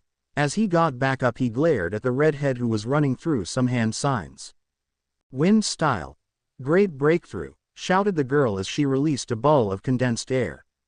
Naruto was about to jump to escape the attack, however before he could something wrapped around his ankle. Looking down, his eyes went wide when he saw that he was being held in place by chains. His eyes went to Kushina who had managed to free a hand from his string shot. Before he could do anything else he felt the wind jutsu hit him full force. The chain on his ankle was also released. Naomi's jutsu sent Naruto flying back into the woods, crashing through trees. Naomi ran to her mother and began coating her kunai with wind chakra to slice the bindings that held her mother down. Once Kushina was released both women looked at the spot that Naruto had landed in, waiting for his next move. Naruto meanwhile had gotten back on his knees and was breathing heavily. That combo had taken him by surprise and it was due to his sensoriness. He remembered what Zabuza had told him, to not let his hatred for his family blind him or else it would come to bite him in the ass. And that just what he had done. He had let his anger get to him, but now he had calmed down, and it is payback time. Gritting his teeth he summoned the power of the zap plate and electricity began coursing through his body. With a roar he discharged the electricity from his body, blasting everything around him away. Kushina and Naomi jumped back at the sight of electricity being thrown around. Both of their mouths and eyes went wide when they saw Naruto walking towards them. His body was bleeding in places, but what drew their attention was the lightning that covered his body with bolts hitting the ground. "Raiden, though Kushina, what in the world is going on? How did you get all this power?" "Oni-sama," whispered Naomi. With a loud roar Naruto sent the electricity in a powerful discharge, blasting everything around him away. Both redheads covered their eyes to protect them from the debris of the blast. When they uncovered their eyes the two were flabbergasted at the sight before them. The trees, and the grass was gone in a 20-foot radius. Also in the spot Naruto was standing was a small crater now. With a smirk Naruto balled his hands into fist and once again electricity engulfed them. However before Naruto could take a step forward, a loud crashing sound followed by a scream of pain echoed through the air. Naruto turned his head and saw that Zabuza had been sent crashing into the trees and was slowly getting back up. It was over, the fight was over, and they had underestimated their opponents. With a quick glance back at the redheads, Naruto let out a growl as he used his agility technique to reach Zabuza faster than Kakashi could. "Zabuza!" shouted Naruto as he reached the downed man. "Oni-sama," Sochi called out the redheads as they ran to stop him. "Enjoy your victory today," Naruto said with a glare. "Next time it will be different." With that said Naruto picked up Zabuza and pulled his arm over his shoulder. Kushina sent a chakra to stop Naruto from escaping, however before the chain could reach him, out of thin air a mirror that seemed to be made of intercepted it. Next to Naruto another person landed clad in what seemed to be hunter ninja clothing and helped pick up Zabuza. Together they quickly disappeared into the woods. With a small glance back, Naruto saw Kakashi fall to the ground. Kushina watched as her son, who she hadn't seen in so long, and finally finds him, once again run away from them. This time though she knew their paths would cross again. And when they do, she would be the one to defeat him and bring him home. For now she had to focus on helping Team 7 protect the client. Censored. Shouted Naruto as he punched a tree. I had her, I censoreding had her. Naruto rested his forehead on the tree trunk, anger still plainly visible on his face as he thought of his fight with his mother and sister. Naruto, calm down, Haku said, scowling at her companion. What happened out there? You promised me that you wouldn't let your hatred get the better of you, yet that is not what I saw. The blonde turned to look at Haku, who was still looking displeased as he could tell from the way she was taping her foot on the ground. He knew what she was referring to. Before heading to the fight Kakashi and his genin team, he had made her a promise to not allow his anger to blind him. He was calm until he saw that the white-haired Jonin had indeed called for backup, and it came in the form of his mother and sister. Also, what was that with the string shot? You should have known that it wouldn't keep a Jonin down for long, Haku questioned. It was in the spur of the moment. I couldn't think of another way to restrain her fast, Naruto answered her. What about that censoring spiderweb, dumbass? Came the gruff voice of Zabuza. Both teens turned to look at Zabuza, who was resting against a tree, giving the blonde a glare. Haku had already healed most of the man's wounds, however the damage that he had received from Kakashi would take him about a week to recover. Also, I agree with Haku. What the hell was that? You were practically playing with the girl for most of your fight, the man stated. If you couldn't kill her, then you should have knocked her out instead. Naruto gritted his teeth at the comment that he wasn't capable of killing her. Naruto, as much as you say that you hate her, I know deep down in your heart there is still a part of you that cares for her, Haku said. Naruto turned to her and gave her a glare which she gave back to him. Zabuza didn't say anything as he just stared at his two students. There is no care in my heart for that bitch. Next time I face her I will kill her, Naruto said. There won't be a next time, dumbass, Zabuza said. Next time we come face to face with them it will be a hell of a lot different. The one you most likely will fight is your mother. That bitch isn't my mother, Naruto said. Slap. The sound of flesh hitting flesh echoed through the areas, leaving only silence apart from the random bug that made a noise. Naruto, whose face had been forced to look the other direction, looked at the arm and saw Haku giving him the most heated glare she had ever given him. Stop acting like a spoiled brat, Naruto-kun, she said. I know of how you said they treated you, but that is in the past. Let it go. Let it go. Let it go. How the censored am I supposed to let the way they treated me go? Naruto raged at her. Naruto, enough, Zabuza shouted as he stood up with the help of the tree. We'll talk about this later. Let's head back to our hideout. I need to rest and you need to cool down. With an angry huff, Naruto went and took one of Zabuza's arms, throwing it over his shoulder, and began to move to the hideout. Haku, who was still angry at her friend, followed quietly behind them. Konoha group. It wasn't long after the run-in with Zabuza and Naruto that the Leaf Shinobi had finally arrived to their destination, Nami no Kuni. Throughout the remaining time to get to Nami, all the genins had been quiet while the adults were still thinking of how Zabuza got a hold of Naruto and about the report that they would have to send the Yondaime. Naomi was thinking about how easily her Nisama had defeated her. According to her father, she was at least a solid chunin in strength, yet she was tossed around like a genin. But she couldn't really come up with a reasonable excuse. She knew that if her brother had been with Zabuza, then he would have more experience in battle than her. However, she still could get over how Naruto had talked to her and her mother, and as awkward as felt when they fought, she felt a little excited. Shikamaru had the same line of thought that Kakashi probably had.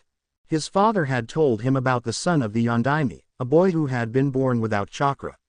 That was something he never understood. You need chakra to live, and everyone has chakra in their bodies, even civilians. Yet, from what he had been sensing in the battle between Naomi and Naruto, Naruto used some sort of ninjutsu that didn't require chakra. Although he could have sworn that he felt another type of energy in his body, it was nearly unnoticeable, but it was there. Sakura was being Sakura, and the only thing going through her head was that the blonde bastard only went after the redhead because he was too afraid to face her Sasuke-kun. Sasuke was in a different state of mind after watching the battle between the Namikaze twins. He was pissed at how strong they were. He had been training hard every day to avenge his clan. But, after watching that battle, he had seen that the world was unfair. A bastard without the ability to manipulate chakra was far stronger than a member of the Uchiha clan was. He would find that bastard and force him to teach him or give him whatever was making him strong. He needed that power that didn't use chakra to kill his brother. It was night time in Nami and everyone had gathered together to talk about what they would be doing when Zabuza returned.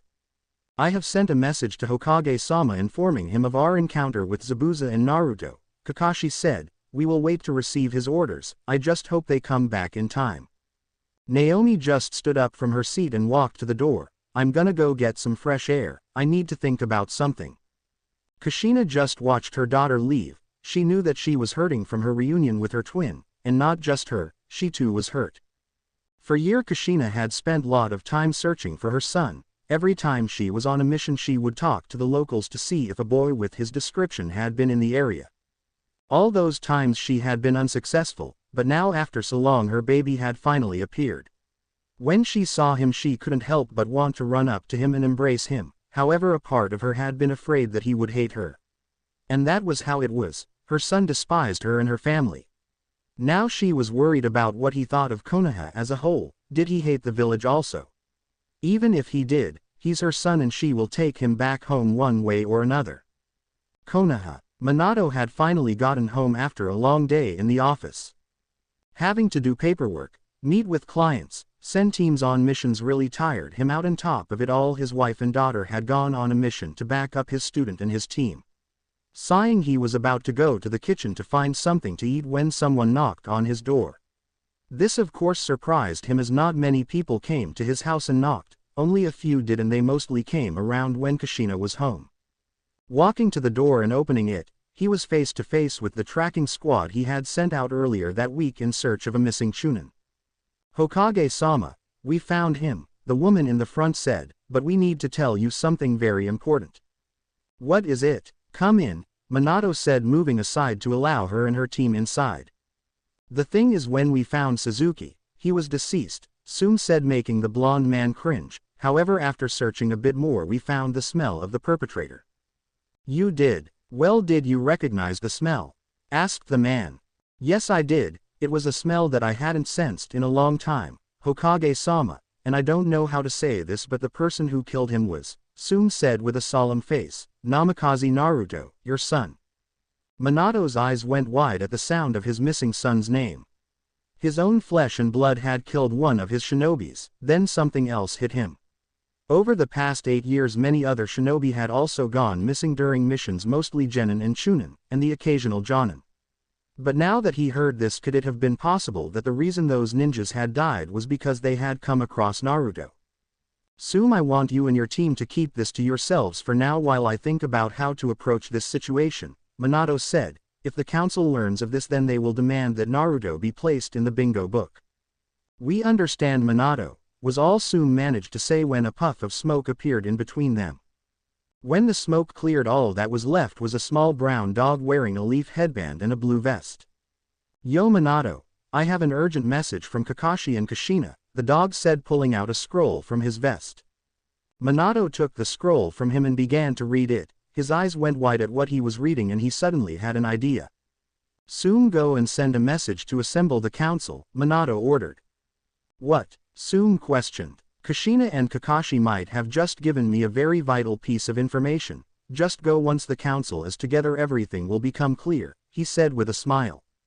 It was 20 minutes later that the council had gathered in an urgent meeting. Sitting on one side were the clan heads from the most prominent families, on the other side was the Anbu Black Ox chief along with the 3 civilian representatives. Also in the meeting were the 3 elders of the village.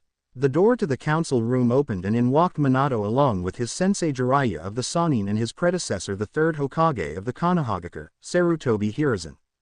Minato took his seat while Jiraiya stood next to him. Meanwhile Sarutobi went and took his seat as the head of his clan.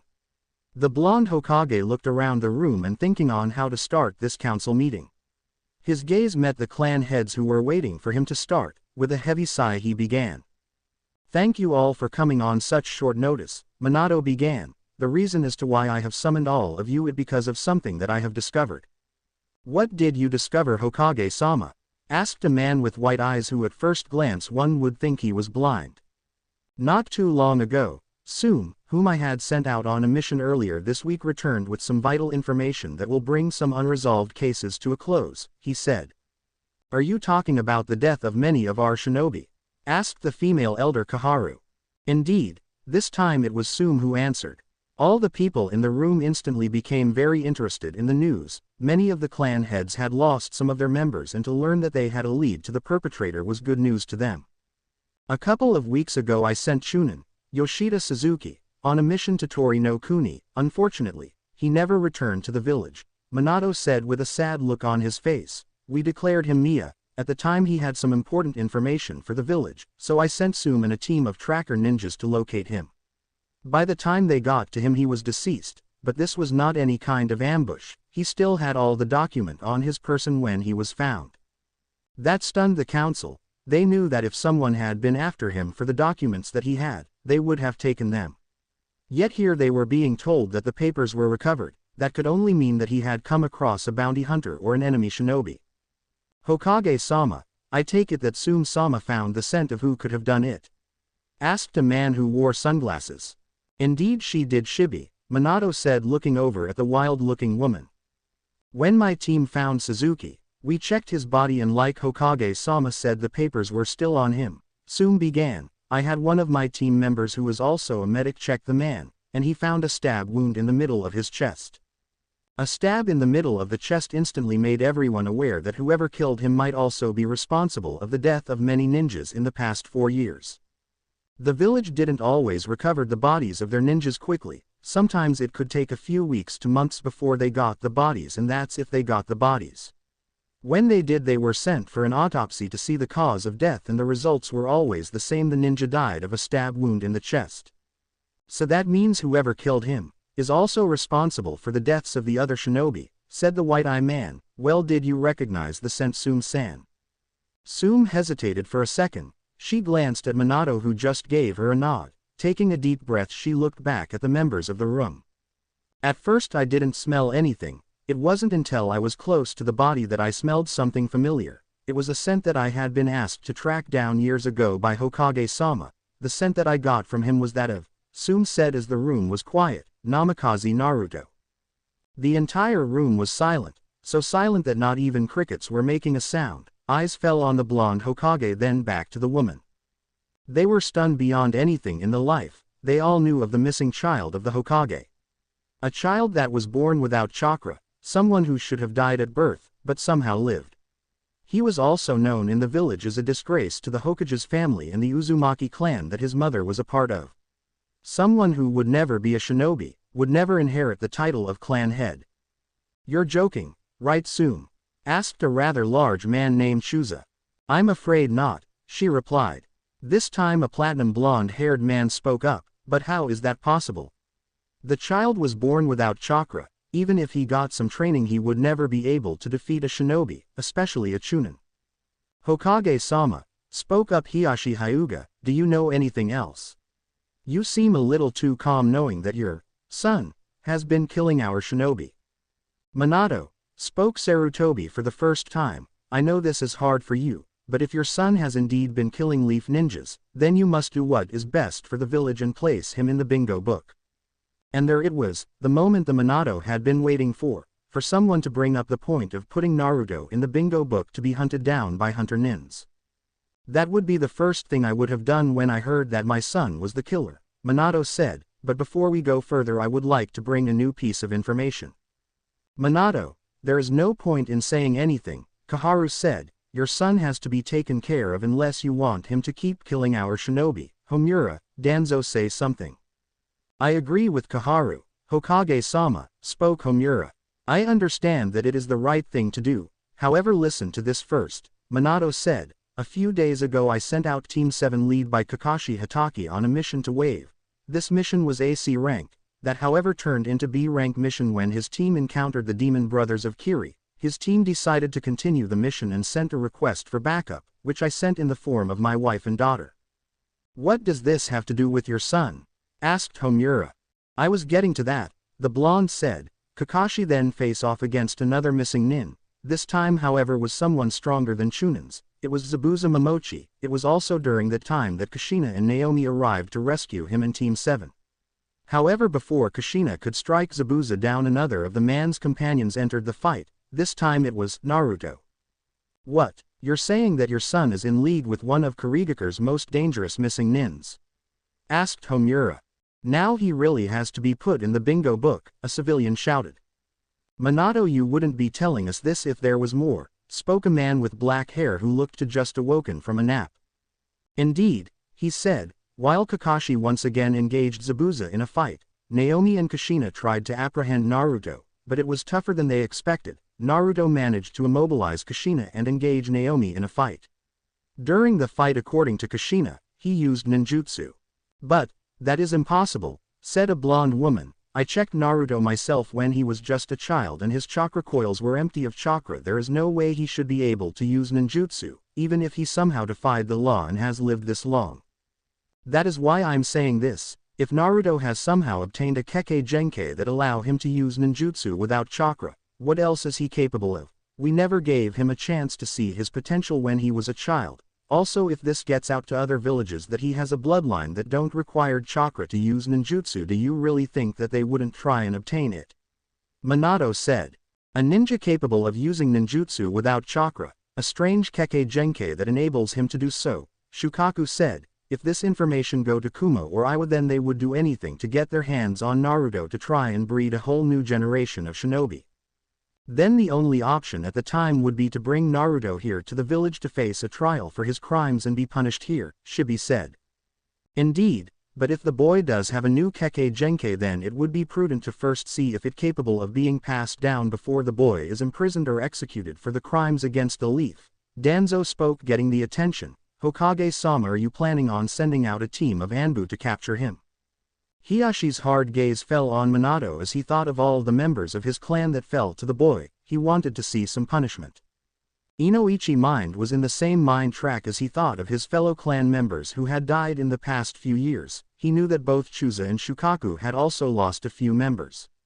Sum and Shibi had been some of the lucky ones to not have had a member of their clan die at the hands of Naruto. Sarutobi and his student Tsunade just stayed quiet. Well, the blonde woman wanted to check Naruto's body again to see what had changed since the last time. Since we can't risk Naruto falling into the hands of another village by placing him in the bingo book, I have decided that he will be captured and brought here to face his punishment, Minato said.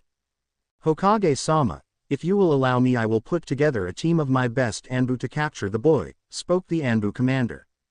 No, Minato said, the person who will be going after Naruto will be. With all the attention on him, he glanced at his teacher who had stayed quiet throughout the entire meeting and gave him a nod. Myself. Naruto sat looking at the sun rise in the horizon, his mind still fogged from the fight he had with his former family.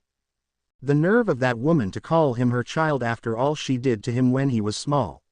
Now she says that she's sorry for what she did and that she wants him to return to the village to be the happy family that they are supposed to be. As if he would go back to that hellhole, he left to find a place to belong, a place where he would be able to become who he was meant to be. He swore that he would make them pay for what they had done, and he got the chance to do it. However, he allowed his anger to blind him. But he would get a second chance soon enough, and when he did, then he would not let what happened repeat itself. This time he would go all out. However, he knew that the next time he fights he will need more power, and for that he will need to awaken another plate. The blonde stood up from his spot on the roof of their current hideout and jumped to the ground. Quietly he walked up to the door only for it to open before he could touch it. Naruto stepped back as he saw that his female teammate was coming out with a basket in hand. Good morning, Haku-chan, greeted the blonde. Morning, Naruto-kun, Haku replied, even though she was still a little mad at her blonde companion. Where are you headed this early in the morning? Just going to find some herbs to help Zabuza's wounds heal faster. Naruto let out a sigh. Even though he could recover, there was a limit as to the amount of damage he could heal. Bruises and minor cut or fractures were easy enough, along with restoring lost stamina and chakra, but the damage Zabuza received in his fight with Hitaki, those were beyond his level. Now the man was bedridden, healing the old-fashioned way, but with Haku's medical knowledge he would be up and about within a few days. Okay. Just be careful, Naruto told her as he moved out of the way.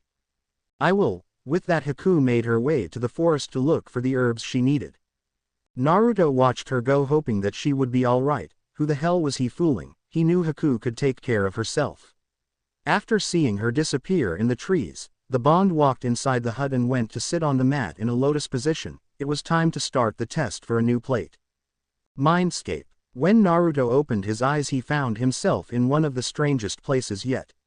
He found himself in a mountainous area. That alone wasn't the strange thing though. What was strange was that there were strange blue crystals all over the place. The blonde soon began to walk around to try and locate the answer to awakening this plate. The more he walked, the more he was amazed by the place. Soon he came to a cliff that gave a great view of a giant tree. Man, that is one big tree, he said to himself, but what is this weird thing I'm sensing? It feels familiar for some reason. Oh well, questions for later. Naruto turned his back to the tree and began to walk, but soon stopped when he heard a rustling sound. Quickly turning, he saw that a shrub had been hit by the wind or something. Just as he was about to turn around, a shadow fell over him. As if sensing the danger, Naruto jumped as fast as he could just as something crashed into the ground, causing a dust cloud to kick up, blocking his sight. The blonde quickly brought his palms together and took his regular stance to get ready for whoever or whatever would appear. That was quite the evasion, a soft voice said. Naruto's head turned in the direction of the trees and watched as a tall man walked out from within the forest. He had dark blue hair. He wore a strange outfit that consisted of gray pant, gray undershirt with a blue vest over it, blue boots, blue gloves with a blue jewel of some sort, a dark cape, and in his left he had a staff with a large sapphire on it. Though the one feature that drew the blonde's attention the most were the man's ocean blue eyes, the very same color of his. Before he could respond, the man, Naruto, was forced to dodge an incoming attack. Now he finally got a glance at the thing that had attacked him before the man appeared. In front of Naruto, where he had been standing not too long ago, was a tall bipedal dog-like creature glaring at him. Who the hell are you two? Naruto asked, as this was the first time he actually met someone that could communicate with him within his mindscape. Oh, how rude of me, the man said. The name I go by is Sir Aaron, and the Pokemon before you is my friend and partner Lucario. And we are here on behalf of Arceus-sama to give you the toughest test yet. From Arceus, the blonde repeated. It had been years since he had heard anything about Arceus. What is my test then? Sir Aaron chuckled before he responded. Your test is to defeat Lucario using nothing more than aura. Aura, repeated the blonde. Said a confused Aaron. You don't know what aura is? Sorry, this is the first time hearing that word actually, Naruto said, turning his attention to Lucario, who had released a growl. Really? Well then, I will give you the abridged version.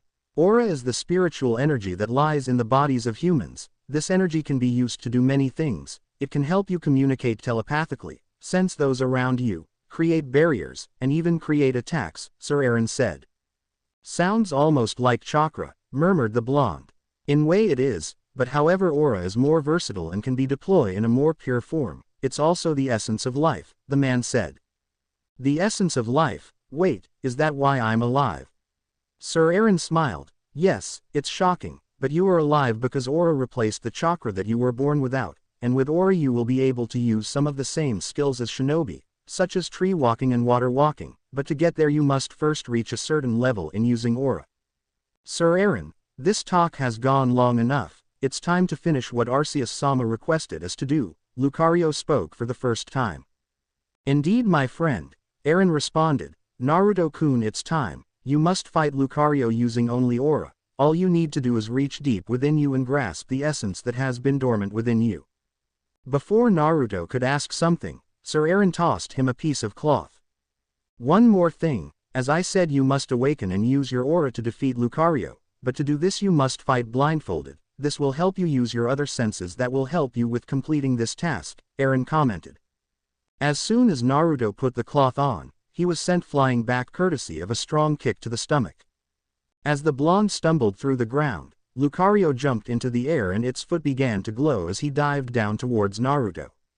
Just as Naruto was getting back to his feet, gritting his teeth, he tried to use his ears to pick up any movement around him like Zabuza had tried to teach him.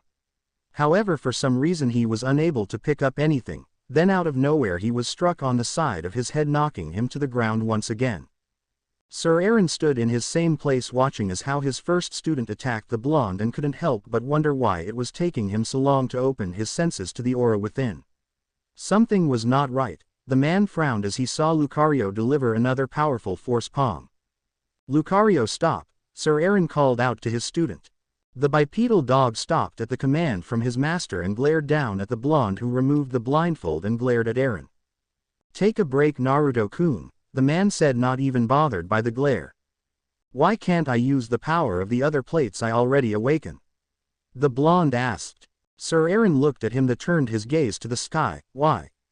It's quite simple. The fist plate is the fighting type, which in turn is more in tune with aura. It is why most of the fighting type Pokémons were able to use aura much easier than the other types. So if I can use aura, then I will be able to use the fighting type moves and abilities a lot easier." "Indeed," the man said, "all you need to do in reality is pull the aura and you will awaken the plate. After awakening it, it's up to you to practice with it to learn how to master the pure aura and not its elemental variety." Meanwhile, back in Konoha, the Hokage was in his home preparing for his trip to Nami, where he would be apprehending his own flesh and blood. It pained Minato to have to resort to this, but it's the only way that he would be able to bring him back home. Yet even when he does bring his son back, there is no guarantee that he will forgive them from what he and Kushina did to him. Still, he had to try, and he would keep on trying till he forgives them, and then they can be a happy family that they were meant to be. Looking up from his work, he glanced out the window and looked at the bright moon that showered the village in its soothing glow. When he brings Naruto back, he knows that the council will do everything in their hands to get his son's mysterious abilities at any cost. "Soon, we will be a family again, even if I have to use this," Minato said, looking at this hands. Konoha Shinobi. Naomi was sitting on the roof of Tezuna's house looking at the moon, wondering if her brother was also looking up at it. Just thinking about him brought tears to her eyes. It had been all her fault that her brother had abandoned them. She could have been there for him, but she was far too focused on the attention that she was given that she became blind to anything else. Now here she was face to face with her brother again after 8 long years, and things had sure changed a lot. Naruto had become strong, stronger than she thought he could ever be, and he didn't without being able to use chakra at all. She wondered how he acquired such powerful skills that allowed him to immobilize their mother for a few minutes. Yet she had also been tossed around like a ragdoll, all because she didn't want to hurt him. However, he didn't have a problem hurting them. Sighing, Naomi stood up and turned around to look at her former classmate whom had decided to show up. "What the hell do you want, Sasuke?" she asked in an annoyed tone. "TCH, you're thinking about that loser, aren't you?" the Uchiha responded. "I don't see what the big deal everyone is making about him. He got lucky against you." "My Oni-sama is no loser, Tem," she said angrily, making the boy scowl. "He's a loser who left because he was weak, and yet you still pin to him. I don't see what you see in him that makes him better than an elite Uchiha such as myself," Sasuke said. "Sooner or later you will become mine one way or another." With those words the duck-haired boy left, leaving a seething Naomi behind, who seemed ready to pull a kunai and stab it into his skull. Kushina, who had been close, frowned as she heard what the arrogant brat had told her daughter, both about her son and how he would own her one way or another. Never had she had the urge to kill the son of her friend before, but now that's what she wanted to do. However, something else occupied her mind. She kept thinking back to the encounter with Naruto. He had been able to subdue her with that strange silky thread, and her chakra chains had been unable to remove it, which meant that he didn't use chakra, but that was impossible. "No. Ka-san." Kushina heard the voice of her daughter call her. Naruto. He didn't know how long he had been here, nor did he have the time, as he kept being sent crashing through the ground by a dog. Naruto shakily once again stood up and saw nothing but darkness as he was still blindfolded. How was he supposed to defeat an opponent who was a master at using aura without seeing and using his plate's powers? Censored. This is censoring ridiculous. How am I supposed to fight this mutt? I need the power of my plates. Yet this bastard says I can't use them, and his explanation of aura was so vague, thought Naruto angrily. Come on, Naruto, think. There has to be a way to awaken this aura shit. Single quote. Calm down and concentrate. Let go of your emotions and concentrate on your task ahead, a voice suddenly said in the blonde's mind, a rather familiar voice. It can't be, Naruto said, Arceus. Indeed, I can barely communicate at the moment. I'm using the little energy I can to do so now, but for now concentrate like I said, the god of Pokemon said, we will meet again. With that, just like he had spoken to him, he was gone again, but even if it was for just a little bit, he had heard the voice of the one he cared for, and that made him happy. Okay, just like Arceus said, concentrate you dumb blonde, he repeated, first thing first, calm down. Naruto took in a deep breath and then released it. He inhaled and exhaled again. Slowly he began to calm down. Images of his former family soon surfaced and once again he began to get pissed, but he stopped for a moment. No, now's not the moment. Tossed your anger aside, that's it, the blonde muttered, feel all around you. Letting the images fade into the background, Naruto began to look deeper into himself. He had to do this. Then he saw something. Ahead of him he could see a small blue orb. He lifted his hand and reached for it. While he tried to reach, time for him seemed to get longer. Sir Aaron gasped as he felt what he had been waiting for. A small smile appeared on his face as he saw that his student also sensed it. It looked like the heir had finally done it. He had taken a big step towards his future. Lucario shot forward to strike down the blonde. His paw began to glow white as he charged up a focus punch. Once close he threw the attack, however the attack never hit home, as Naruto's hand shot up and grabbed his wrist, stopping the attack. I see you, Lucario, he said, smirking as he censored his free hand back and his fist glowed blue before punching the dog, sending him flying for the first time. Naruto wasted no time. He ran straight at his opponent, both of his fists glowing with the blue flame-like energy that he had finally discovered. Without even stopping his momentum, he ducked as Lucario formed a bone club to strike him with. A smirk plastered on his face. He delivered an uppercut, hitting the dog in its chin, lifting him slightly off the ground. He didn't stop there though, as he used his other fist to punch him in the stomach, knocking him away only to land at the feet of Sir Aaron. Well, how was that? Naruto said, removing the blindfold. Very well done, Naruto-kun, the man said with a smile, you finally did it. Before the blonde, a dull-colored plate appeared before it began to glow, turning a maroon color, signifying that it had awakened. Now that you have awakened the aura within you, it is up to you to harness its full power, Aaron said. Our time together may have been short, but we will surely meet again in the future. For now, return, as you friends are getting worried. Thank you, Naruto said with a slight bow. Go, and make the Arceus-sama proud, as you are his legacy. With that, Naruto disappeared from his mind, returning to the real world. Although he released some of it, his hatred still for his family still runs deep. In order to fully become one with the plates, he must let go of it, Aaron said. Indeed, Arceus-sama never hated humans, he didn't like them either. Naruto must learn to do the same, Lucario said, standing up. Are you all right? Yes, he punched me well, but it's nothing I can't handle. I did take it easy on him after all. Haha, yes you did. Had you mega evolved he would never had done it. For now it's enough. Next time though it will be different. Hideout. It had been 4 days since Naruto had gone into his mind to awaken a plate, the longest time he had ever taken. Zabuza was sitting on the couch as he stared at the blonde. Haku was making something to eat. The day that they would confront the Konoha shinobi was approaching, and the brat had to wake before they can go. Sighing, he closed his eyes to rest a little, when he was suddenly hit with a wave of powerful energy. Eyes snapping open, the man stared as Naruto stood up from his position, as a bluish hue covered his body, his eyes open, revealing a pair of glowing blue eyes. Holy shit, what is this energy? Zabuza thought. He's stronger now, I can feel it. Single quote. Naruto-kun, spoke a worried Haku, who had ran into the room with Senbon in her hands ready to attack. I'm back, the brat said with a smirk as the energy died down. About time, brat, the man said. Get ready, we will be striking at dawn. Zabuza stood up and walked out of the hideout. Haku came up to Naruto and wrapped her arms around him. Baka, don't worry me like that again, she said softly. I'll try not to, he said. Soon I will be able to put my past behind me, thank you, Arceus. Now they will soon know the full power of Nami, no, of Arceus. Naruto. Naruto stood at the door of the hideout. His gear was already ready, for today he would finally clash with his former family for the last time, and this time there was no holding back. After the awakening of the fist plate, he had no time to actually practice with it to get used to it and to learn the attacks, so he would have to rely on his other plates. From the corner of his eye he could see both Haku and Zabuza were done getting ready and they would soon march to the bridge to kill the target. "Let's go," Zabuza said as he placed his sword on his back. Tizuna's house. Naomi was standing at the door waiting for the rest of the team to finish getting ready to escort Tizuna to the bridge. It had been almost a week since they had arrived and she knew that the fated day to encounter her Onisama was growing closer.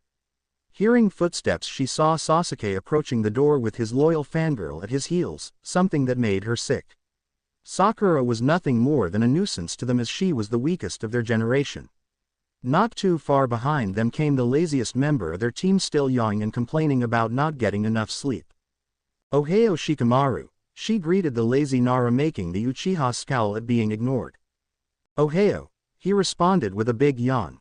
"Ohio Mina," came the voice of Kushina as she dragged a sulking Kakashi. "Everyone ready?" The group nodded as they began to file out of the house where Tizuna stood waiting along with his daughter. "About time," he said. "Well, since we're all ready now, let's get going," Naomi said as she made a hand sign, Kage Bushin no Jutsu. A single clone of Naomi appeared beside her. The clone would remain in the house as extra protection in case one of Gato's people came to try something. Now they set out to the bridge. No one talked on the way there except for Kushina, who was making small talk with Kakashi.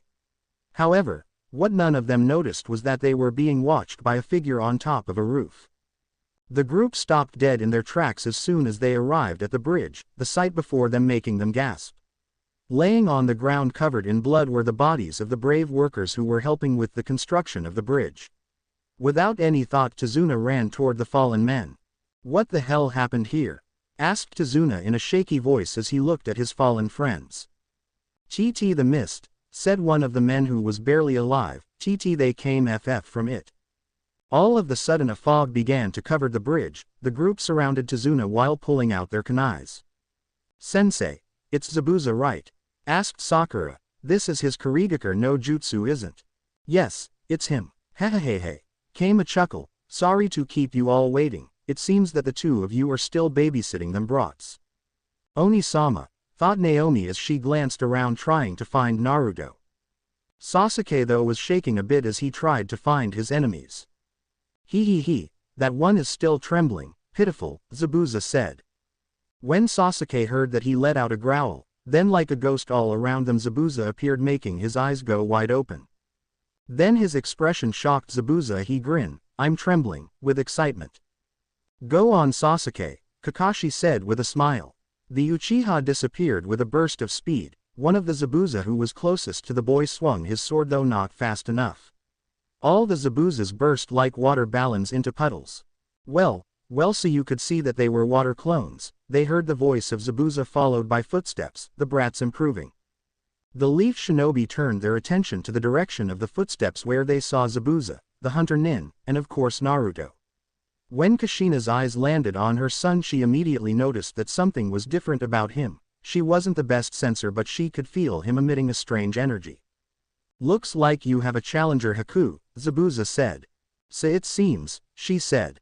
Naomi reached for her naginata as she glanced at her brother. This time she would use everything she knew to bring him home. "Naomi-chan, Sasuke," Kushina drew their attention. "I want the two of you take that fake Hunter Nin." "But Ka-chan," Naomi said. "Omi-chan, I will fight Naruto-kun," she said. "I know how you feel, but this is something that I have to do." "Sakura, Shikamaru, both of you protect Tizuna," Kakashi said, revealing his Sharingan. Tizuna along with the two genin backed away from them to watch from afar. Kushina pulled out her tanto as she began to approach Naruto, who still looked as calm as when he first arrived. Zabuza gave a simple nod to Haku, who instantly shunshin to reappear in front of both Naomi and Sasuke. In her hand she held a handful of senbon. Naruto watched as his bitch of a mother walked towards him. Using his left hand he reached up to the string that held his cloak together and unstringed it, allowing it to fall to the ground. Kushina stopped walking as she glanced at her son studying him. The blonde in front of her wore black pants, a pair of black combat boots, a sleeveless white shirt. On his waist he still had some kind of belt with multiple pouches. However, Something caught her eye the most, and that was some kind of crest over his heart. It was shaped in a circle with an X pattern that were connected together, Arceus ring. The place and way he showed it off meant that it was a clan crest. Sochi-kun, she spoke, cringing at the look of disgust he gave her. Please don't make me do this, I just want you to come home with me. I thought I told you to no longer call me that. As far as I know I have no mother, Naruto said. Please Naru-chan, I know we made a mistake, but you have to look at it from our point also. When we found out that you had no chakra, we were devastated. We didn't know whether you would die or live. We were afraid, she said. The thought of you never being able to be a shinobi broke Minato-kun's heart. He had this whole plan set out of how the two of you would spend your days, of all the things he would teach you. Naruto grit his teeth at the words that kept coming out of her mouth. How dare she tried to blame it on his condition. If you think that just because you tell me all this I will just forgive you. Get censoring, real bitch. I will never forget the pain that you made me suffer, the nightmares that I had to endure because of you, Naruto growled. I don't want to hurt you, Naru-chan, but if it's the only way to bring you home so we can be a family again, then so be it. Kushina yelled as she ran at him. Without missing a beat, Naruto also ran at her with a kunai in his hand. The two met with a clash of steel as her tanto was blocked. The blonde pushed her back as he skidded a couple of steps back and threw his kunai at her. The redhead deflected the knife as she focused on Naruto, who brought his hands together and proceeded to create the same bone of blue energy he used against Naomi. That bone must be one of his signature attacks, Kushina thought. Well, in that case. Single quote. Kushina sprinted toward him. Naruto, seeing her attack, jumped over her, then proceeded to attack using his bone rush attack. This led Kunoichi to use her tanto to block the fast strikes from her son, while her other hand reached into her pouch and grabbed a small ball. Pushing him back, Kushina promptly threw the ball, hitting Naruto in the face. Arg! Cried Naruto as he felt a horrible pain in his eyes. Son of a bitch. Kushina watched as Naruto backed away, his hands trying to clear out his eyes. What she had thrown at him was a pepper bomb. She knew that it would blind him long enough to incapacitate him. Without wasting any more time, 4 chains burst out of her back, heading straight at Naruto, who was still in pain. What happened next stunned her as she saw Naruto stop moving, as the chains drew in closer to him. Then the blonde used the same bone to swat the chains away from him before he rushed at her with an angrier, more precise, a pissed-off look on his face. Holding the bone as if it were a sword, he swung her. Still stunned from what she had seen, she had no time to react as the bone crashed into her side, sending her crashing into a pillar of the bridge. You censored ing cunt! Shouted Naruto in anger and pain. He felt as though his eyes were on fire after she had hit him with what he now knew was a pepper bomb. Sure, it had blinded him, and for a second he felt as though he would be tied up, before he remembered the lessons he had with Sir Aaron. Kushina stood back up as she wiped some blood away from her, the corner of her mouth, her eyes on Naruto, wondering how he was able to block her chains, not only that but attack her while blinded. Naruto, calling forth the power of the water plate, gathered a small ball of water in the palm of his hand, which he used to wash his eyes. Once he opened his eyes, he glared Kushina. For him, playtime was over, as he started to call on the power of the plates. Kushina watched as the same transparent swords that she had seen during their first meeting appear around him again. Though she was surprised when a white energy surrounded his body. As Kushina fell into a fighting stance with her tanto ready along with her chains, she saw a smirk on Naruto's face before he disappeared. What? She thought. The blonde reappeared in front of with his bone in hand. As she was about to send her chains at him, once more he vanished from her sight. Suddenly she a large amount of pain in her back as she was sent crashing across the bridge. Naruto stood in the spot where she had been with his foot raised, glowing with a white energy. How? She thought as she stood up. How is he so fast? He moves almost as fast as mid-level Jonin, not only that his attacks feel stronger. Single quote. Putting his foot down, he charged at her, this time engaging her in a taijutsu fight. Kushina used her forearm to block his kick, before bending to dodge a punch. Naruto growled as tried to punch her again, only to receive a powerful chakra-enhanced kick to the chin which knocked him on his back. As he jumped back to his feet, he felt something on his arm. Looking down, he saw that he had a chain wrapped around his arm. Not a second later, chains burst from the bridge and wrapped around him. Censored, I let my guard down, he cursed in his mind. It's over, Naru-chan. Now that I caught you, my chains will sap away that energy that you're using, Kushina said from her spot. Censoring bitch, think Naruto think, he chanted in his mind as he watches her approach him. Swords dance still needs another minute so I can use it. Single quote. Kushina stood in front of Naruto with tears in her eyes as she looked closely at her son. He looked so much like his father with her face. Then she did the unexpected and wrapped her arms around him, noticing that he was slightly taller than her. My baby, she cried. Naruto tried to break free from her as he felt her tears getting his shirt wet. Get the censored off me bitch, he growled. Naru-chan, she said as she pulled back a bit, her hand still on his shoulders. Please son, come home, I promise that everything will be different. Censored no, he responded as he began to charge up a lightning attack only for the chains to act as a lightning rod, making it useless. He watched as a frown marred her face as she drew in closer to him. At that moment he tilted his head back only for a second later to smash it into her face. Unfortunately for Kushina, who was thinking on what to do to try to and make him see that she was indeed sorry, didn't anticipate the attack which struck home. The woman stumbled back holding her nose as she felt the warm feeling of blood. Naruto watched with a satisfied grin as he watched her look at him with shock at how he had attacked her. The blonde took a deep breath as his cheeks bulged out before he shot a powerful blast of water at her, striking her chest. Though the chains on him didn't slack at all, making him even more pissed off than he already was.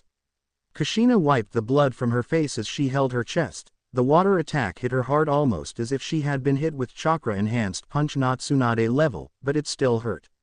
She saw as the same swords appeared around Naruto once again and how he began to try and break free from his restraints. Those swords, I get it now, they increase his strength. And if I am not wrong, the white aura that appears around him must increase his speed, she thought, yet it don't seem like he can use them continuously, so they must have a cooldown time before he can power up again. Single quote. You won't be able to break my adamantine chains, Naru-chan, so I suggest that you stop, she said. Goddammit, he thought, glaring at her, if only I could. While Naruto thought of what ifs, deep inside him a purple plate began to glow before releasing a small pulse of energy. His mother watched as he stopped moving, thinking that he finally figured out that it was hopeless for him to break free. Then she saw as how his body began to flicker. Before vanishing, the chains that held him back fell to the ground. A few feet behind her, Naruto reappeared, stumbling as he felt the restraints no longer hold him. Turning his head, he saw her staring at the spot that he had just been in. Teleport, he said. Without a second thought he charged at his mother once again. Kushina heard steps getting close to her. Twisting her head around, she met the fist of her son on her cheek, followed by another punch to the stomach, next a strike to the knee, almost forcing her to fall forwards. Then to finalize the attack, Naruto spun around, delivering a powerful kick to the face, sending her sprawling onto the bridge. Naruto was about to jump up to deliver one more blow only to stop when the sound of shattering glass echoed through the area. Naruto quickly turned his head in the way it came from and tried to see what was going on. Unfortunately for him, the fog was in the way and he could barely make out the dome of ice mirrors that Haku made. Though he could make out someone getting up outside of the dome, he felt a horrible sensation in his stomach. Haku, Naruto said, worried for his partner. Censored, sorry Zabuza, defog. Kushina, who groggily stood up, watched in fascination as Naruto spread his arms and a pair of spectral wings appeared on them. Then began to glow blue before he flapped them, releasing a powerful wind that began to clear away the fog. The sight that revealed before them made the blonde blood run cold as he saw Naomi running straight at Haku with a swirling blue ball of chakra in her hand. Haku stood motionless as tears fell from her eyes, her mask laid in pieces on the ground. Haku, shouted the blonde as he took one step forward, vanishing from Kushina's sight as she watched her daughter about to deliver the final blow. Naomi, blinded with anger toward the bitch in front of her, she blamed her for her beloved Onisama's hate towards her. She had seduced him, and now she wanted her dead. Without her, Naruto would surely return home with her once Kakashi killed that bastard Zabuza. As she approached her with her Rasengan in hand, just as she was a few feet away from her, something she didn't see coming happened. Naruto out thin air appeared in front of Haku, stunning the girl as she watched him, or more specifically his hands that were slightly separated as small rocks started gathering in between them, forming a larger rock. With a roar, Naruto fired the small boulder in his hands, striking Naomi in the chest, sending her flying back and the Rasengan in her hands evaporating. Naomi, on the other hand, was in a world of pain as she felt her ribs break from the powerful impact of the rock that she'd been hit with. As if that wasn't enough, she ended up crashing into the railing of the bridge, causing a small explosion. Haku saw as her partner's breathing was rather ragged and heavy, that attack seemed to take a lot out of him. Soon enough he fell onto one knee trying to catch his breath. "Are you alright?"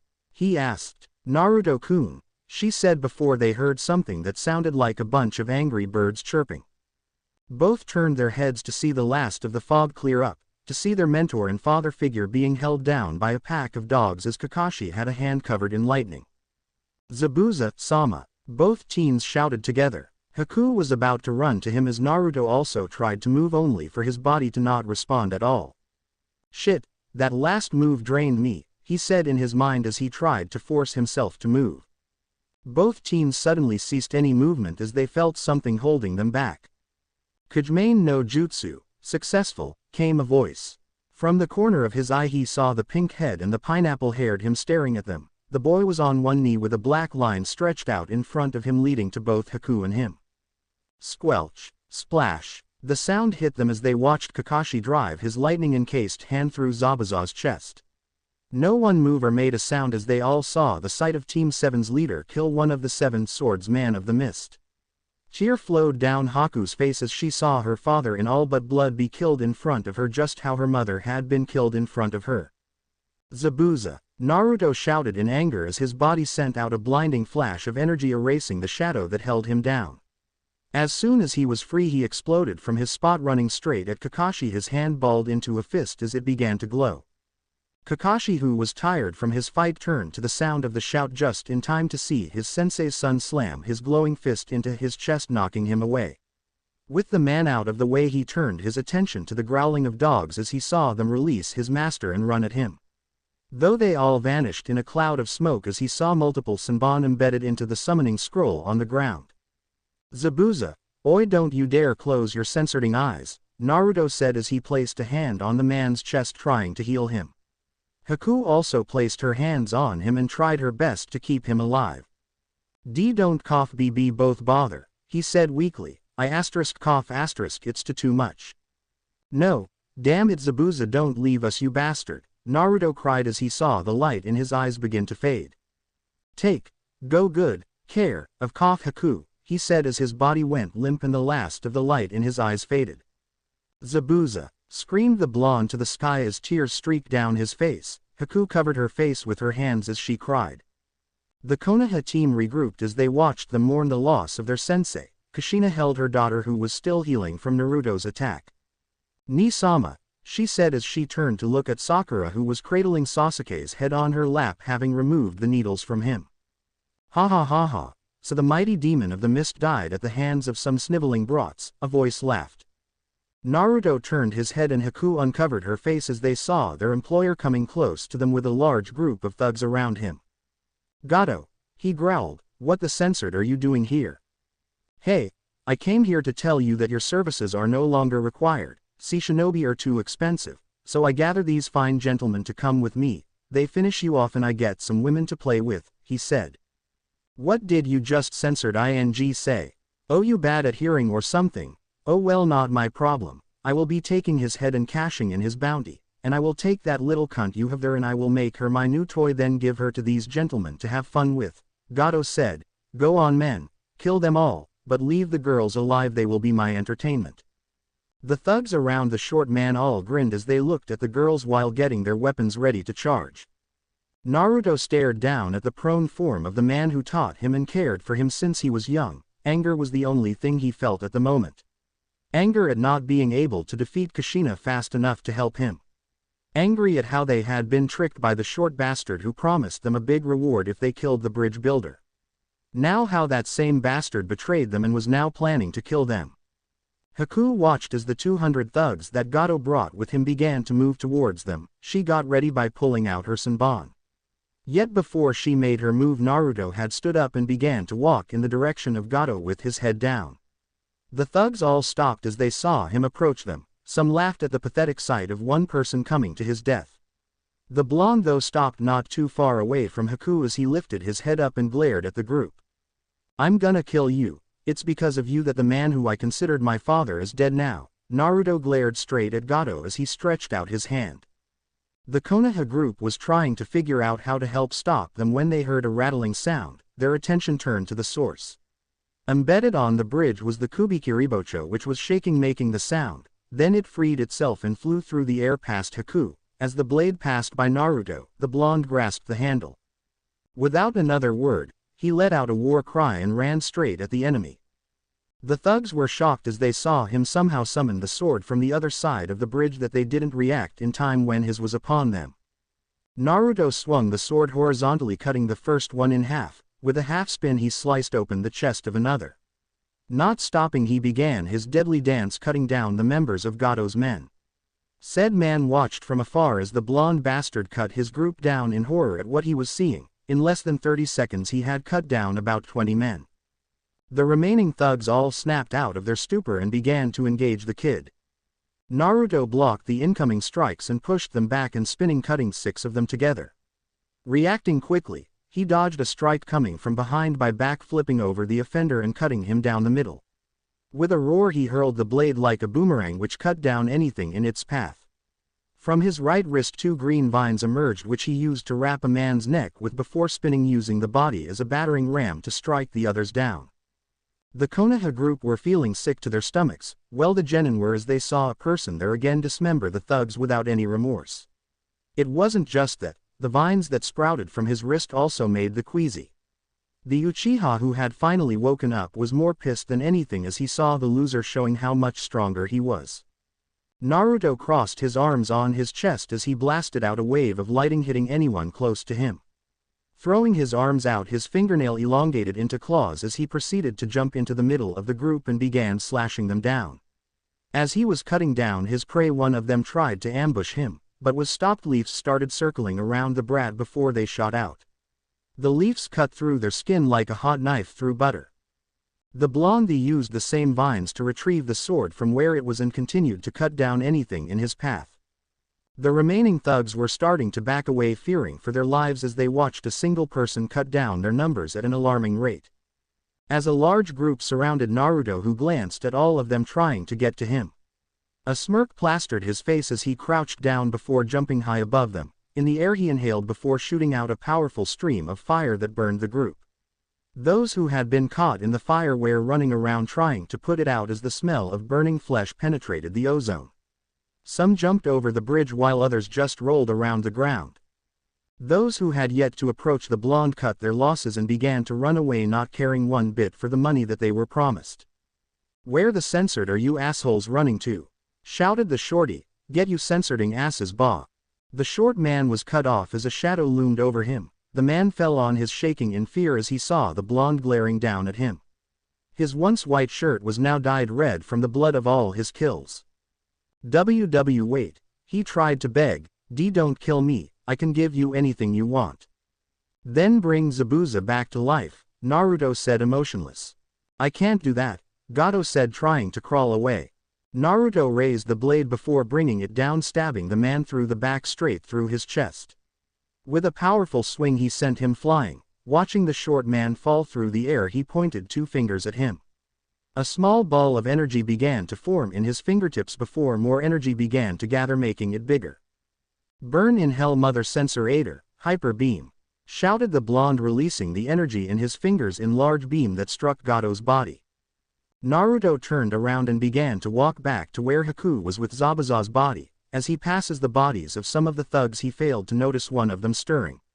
Passing through and nearing his partner, the man jumped to his feet and ran straight at Naruto with a katana in hand. "Naru-chan," yelled Kushina, running toward him, felt something zip by her. Stunning everyone, a tri-pronged kunai landed next to the young blonde. What happened next fell like slow motion as they all saw a yellow flash. Naruto felt someone push him away. As he turned his head, he saw the one person he wanted to see the least. Minato was in his spot, a Rasengan in his hand. The ball hit the man who was planning to stab him, sending him spiraling over the bridge. Minato turned his attention to Naruto, who had sat up and was glaring at him. "Naruto-kun, said Minato, seeing his son for the first time in nearly a decade. "You've grown, my son." "You," Naruto screamed, jumping back, landing next to Haku only to fall to his knees. "Not good, not good at all. I am in no condition to fight, and there's no way I can fight him. The only I can do now is grab Haku and try escape." Single quote. "Minato-kun," 2-chan, called out the two redheads. Minato walked past Naruto, heading straight to his wife and daughter, and engulfed both of them in a hug. "I'm here, don't worry," he said. The younger blonde watched them, balling his fist in anger, though he didn't do anything. Instead he stood and his body began to glow, healing what he could. Feeling slightly better, but still tired, he placed the sword on his back, then grabbed Haku and Zabuza's body. Kushina saw his movement. Quickly breaking out of Minato's grasp, she went to try and stop her baby. Chains shot out to try and hold him. It was too late for her as Naruto vanished along with the girl and his kidnapper's body. "Naruto." The woman fell to her knees, tears flowing down her face. She had been near her boy, now he was gone again. She felt a hand on her shoulder as she looked up to see her husband looking at her, a small smile on his face. "Don't worry, Kushi-chan. I place a Hiroshin marker on him," he said, looking up to the other side of the nearly completed bridge. "We'll find him, and when we do we'll take him home. Though for now let's go treat everyone's wounds and get some rest. Once we're all rested we will go after him. I was so tempted to end this here, but since I've been gone for a while I will go a little further, lol." Elsewhere, Naruto and Haku reappeared a couple of miles away from Nami. Haku felt slightly nauseous after the jump. Naruto on the other hand fell forward unconscious. The girl quickly checked on her friend and saw that he was asleep from exhaustion. A sad smile made its way to her face as she removed the sword from his back. Reaching into one of his pouches, she pulls out a scroll from which she unsealed a blanket she used to cover him. Standing up, she went in search of some wood to make a small campfire. Wave. The Konoha group plus the Hokage sat around the small table in Tezuna's kitchen talking about the details of the mission. Well, Minato and Tezuna were discussing about how the small nation was going to pay the leaf for the mission. What had started as AC rank went to AB when the Demon Brothers showed up, then went to A when Zabuza showed up. Though after that, from what Kushina had told him, the mission was on borderline with a low S rank mission. However, he knew that Nami would never be able to pay for an S, so he left it as an A rank. "Sensei, what's the plan on capturing Naruto now?" asked Kakashi. "For now you need to rest up. We don't know the full extent of Naruto's powers. From what I saw during his fight with Kushina, he didn't show everything," Minato said, standing up and walking to the window. "Though I will say this, we will be moving on him soon, so you may have to take a soldier pill." 2-chan, Naomi spoke. "Oni-sama was never a shinobi, so it means that he can come home and be in trouble, right?" "Yeah, he wasn't a shinobi, but that doesn't mean that he will not be punished," Minato said. "He was in league with a missing nin. But he was brainwashed by him. You can't blame Oni-sama for that," cried Naomi. "Sweetheart, I know how you feel about Naruto, but I also have to think about the well-being of the village," he said, "but I will do all that is in my power to make sure that he will be all right." "Okay," she said. "We should all go and get some rest," said Kushina. No one protested as they filed out of the kitchen to the rooms that Tezuna had provided them with.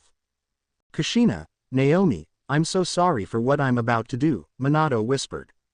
Naruto and Haku. Naruto stood next to Haku as they stared at their deceased mentor. After waking up, Naruto and Haku began to create a funeral pyre to cremate Zabuza.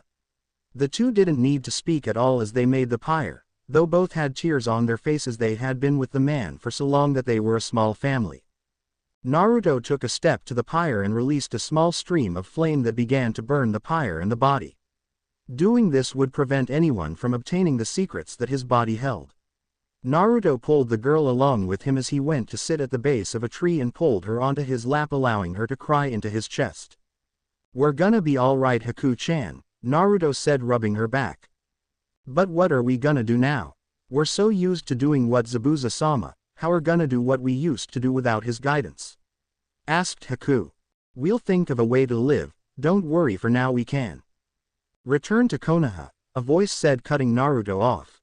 Both teens jumped to their feet into their combat stance as they looked at the direction the voice came from.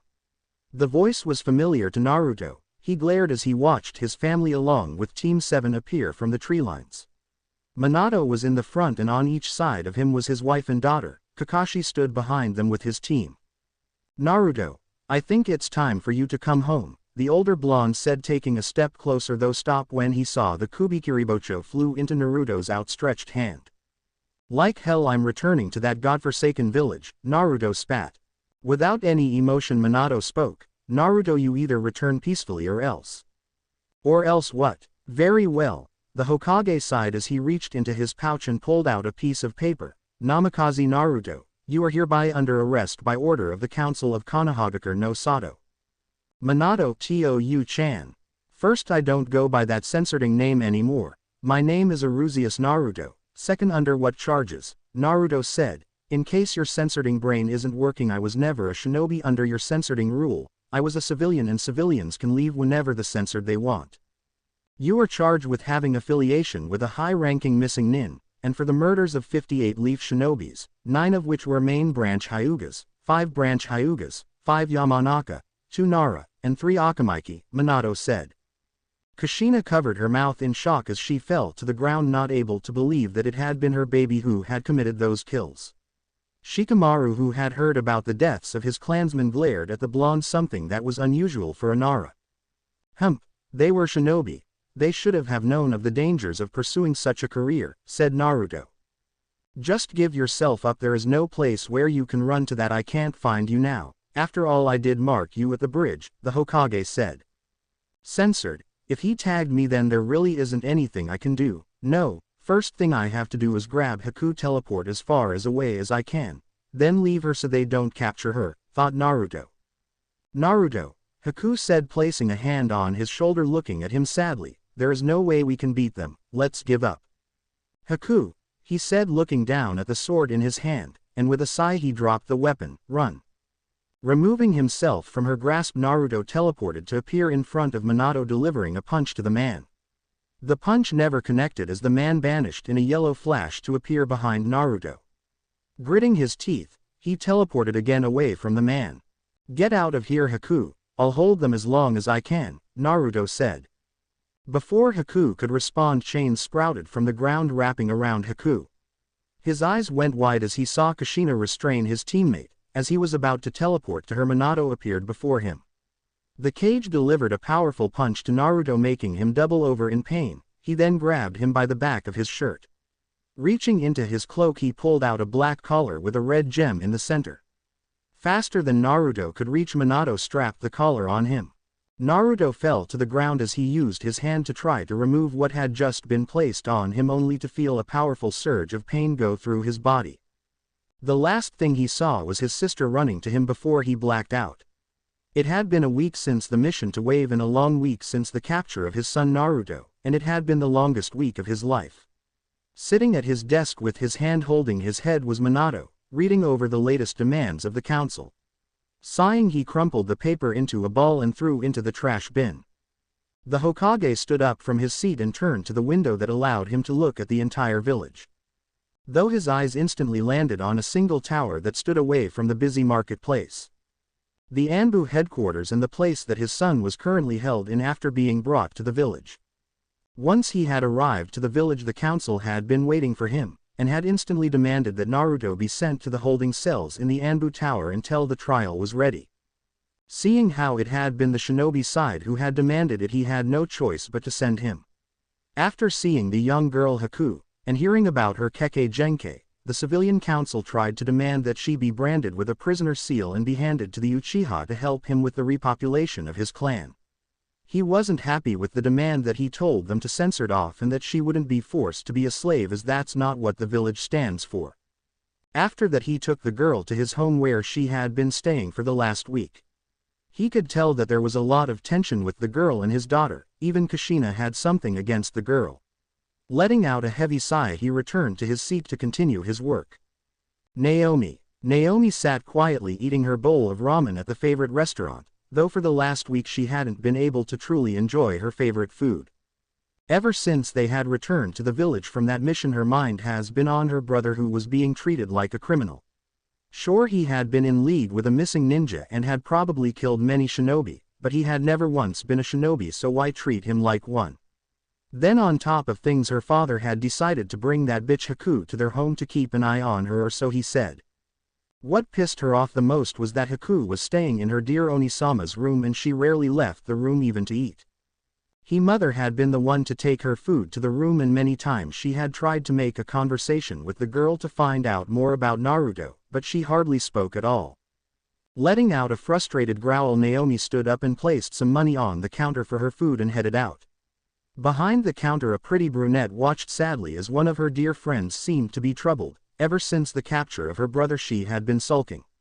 She didn't eat her ramen with gusto anymore. Otu-san, do you think she will be okay? The brunette asked.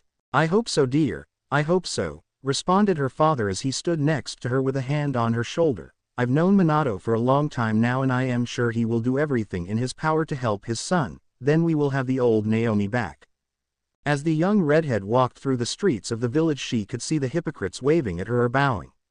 Sometimes she hated them for all the pain they caused her brother when it was disclosed that he was born without the ability to use chakra. Her mind traveled to Haku, the girl who knew Naruto the best aside from Zabuza. That girl pissed her off. She remembers her ignore her mother when she had asked her to tell her about Naruto. She had also been ignored by the ice girl. Naomi-chan, the blonde girl, heard her name called out. Stopping, the blonde turned around to see one of her closest friends since she was a child, the heir of the Hyuga clan, Hinata.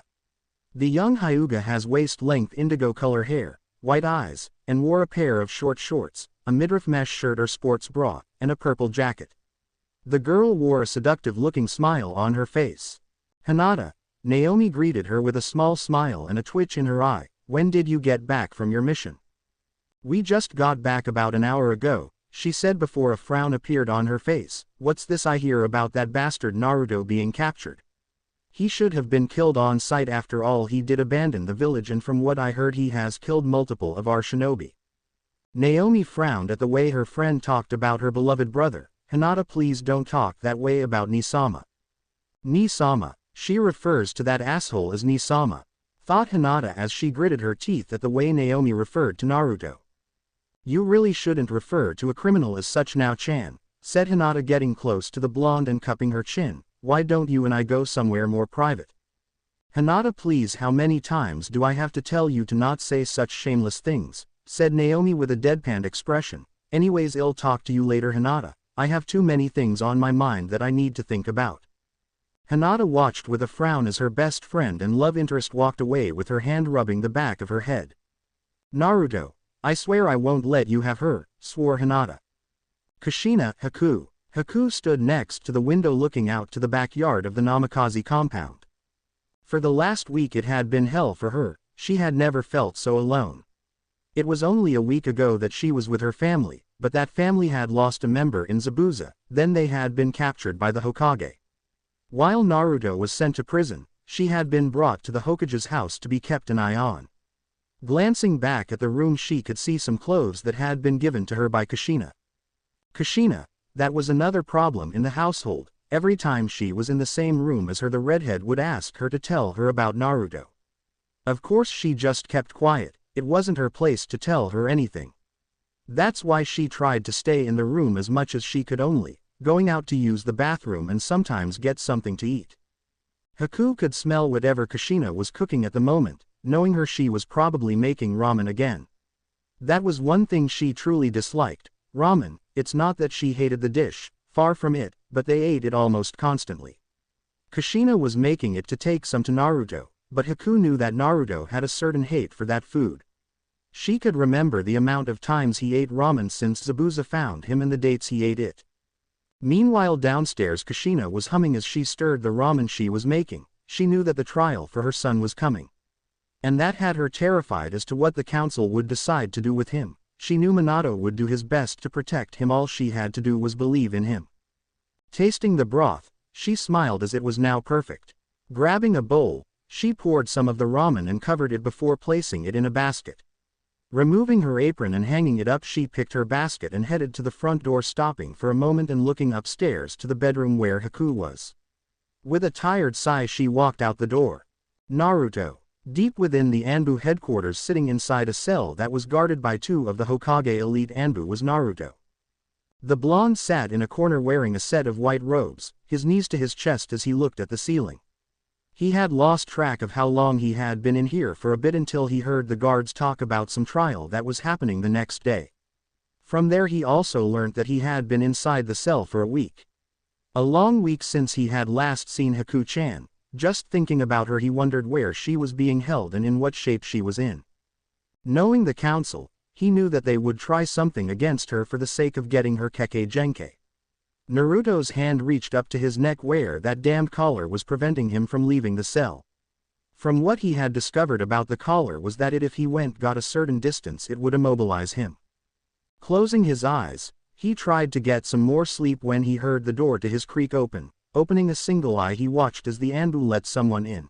His eyes fully opened, a scowl on his face. Naruto watched as Kushina stepped into the cell with a basket in her hands. "Naruto-chan," she greeted him with a smile. "What the censor do you want this time?" Naruto growled. For as long as he had been here, Kushina had taken it upon herself to visit him, oftentimes bringing him food. And to tell the truth he was fed up with her trying to get him to forgive her. "I came to talk and bring you something to eat," Kushina said, biting her lower lip. "Well, I'm interested in talking with you. Are hungry, so why?" Naruto said before his stomach let out a loud growl. Kushina brought her hand to her mouth and let out a small giggle at how Naruto's stomach seemed to disagree with him. Walking further into the cell, she sat on the bed and placed the basket on the floor. Opening the basket, she pulled out the large bowl of ramen she had prepared earlier and held it out to him with a smile. "I don't want it," Naruto said, turning away.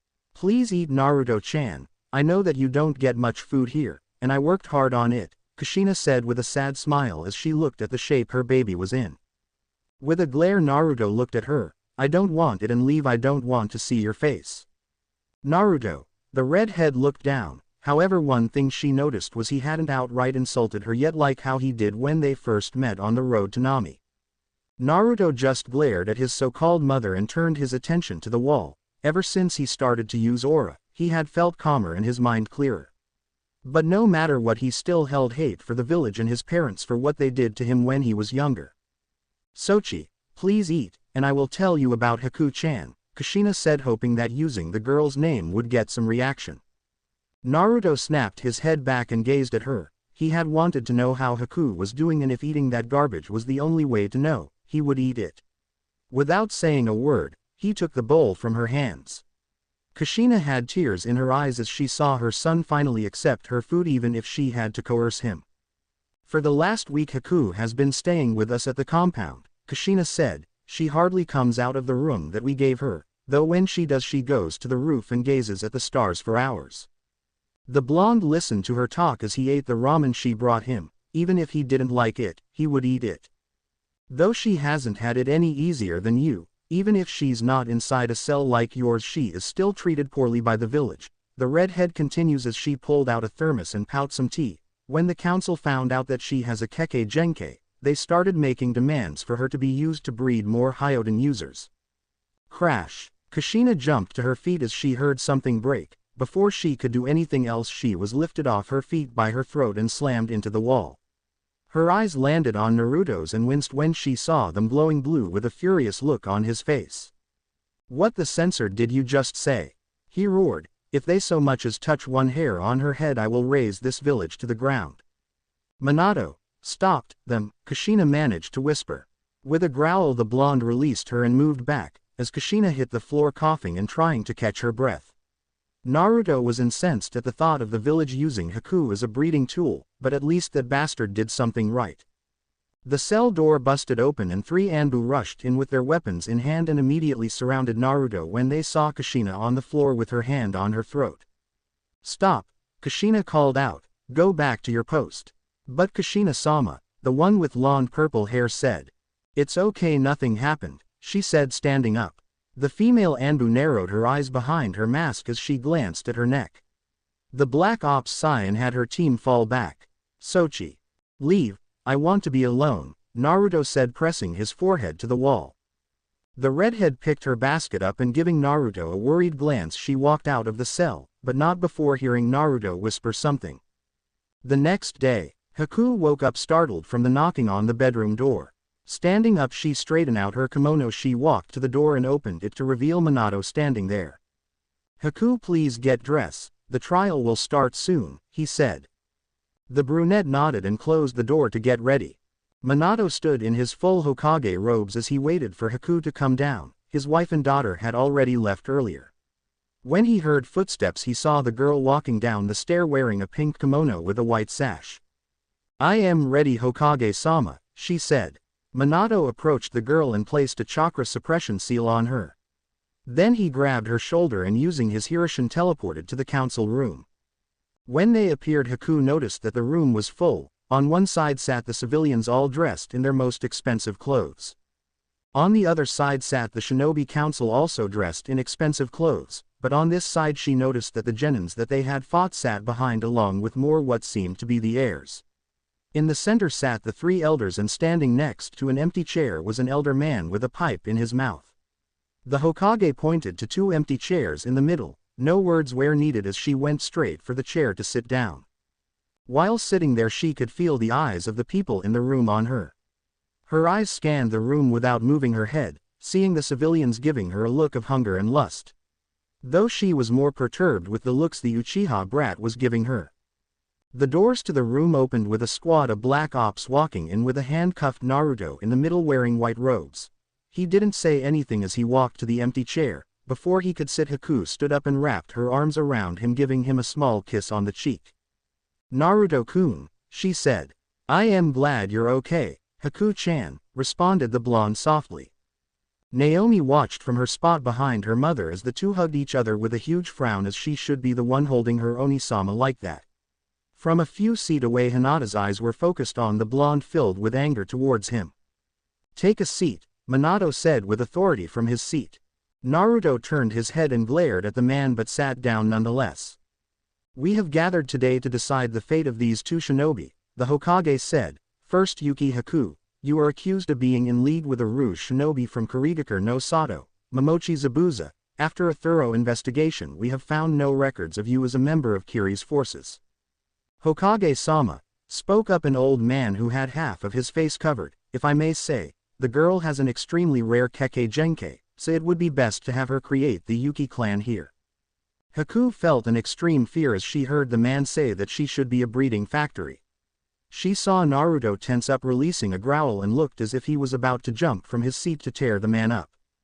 "Danzo, we will not resort to using her as such, so keep such comments to yourself," Minato said. "Now Namikaze." "Arusius," Naruto interrupted. "My name is Arusius Naruto, you blonde bastard."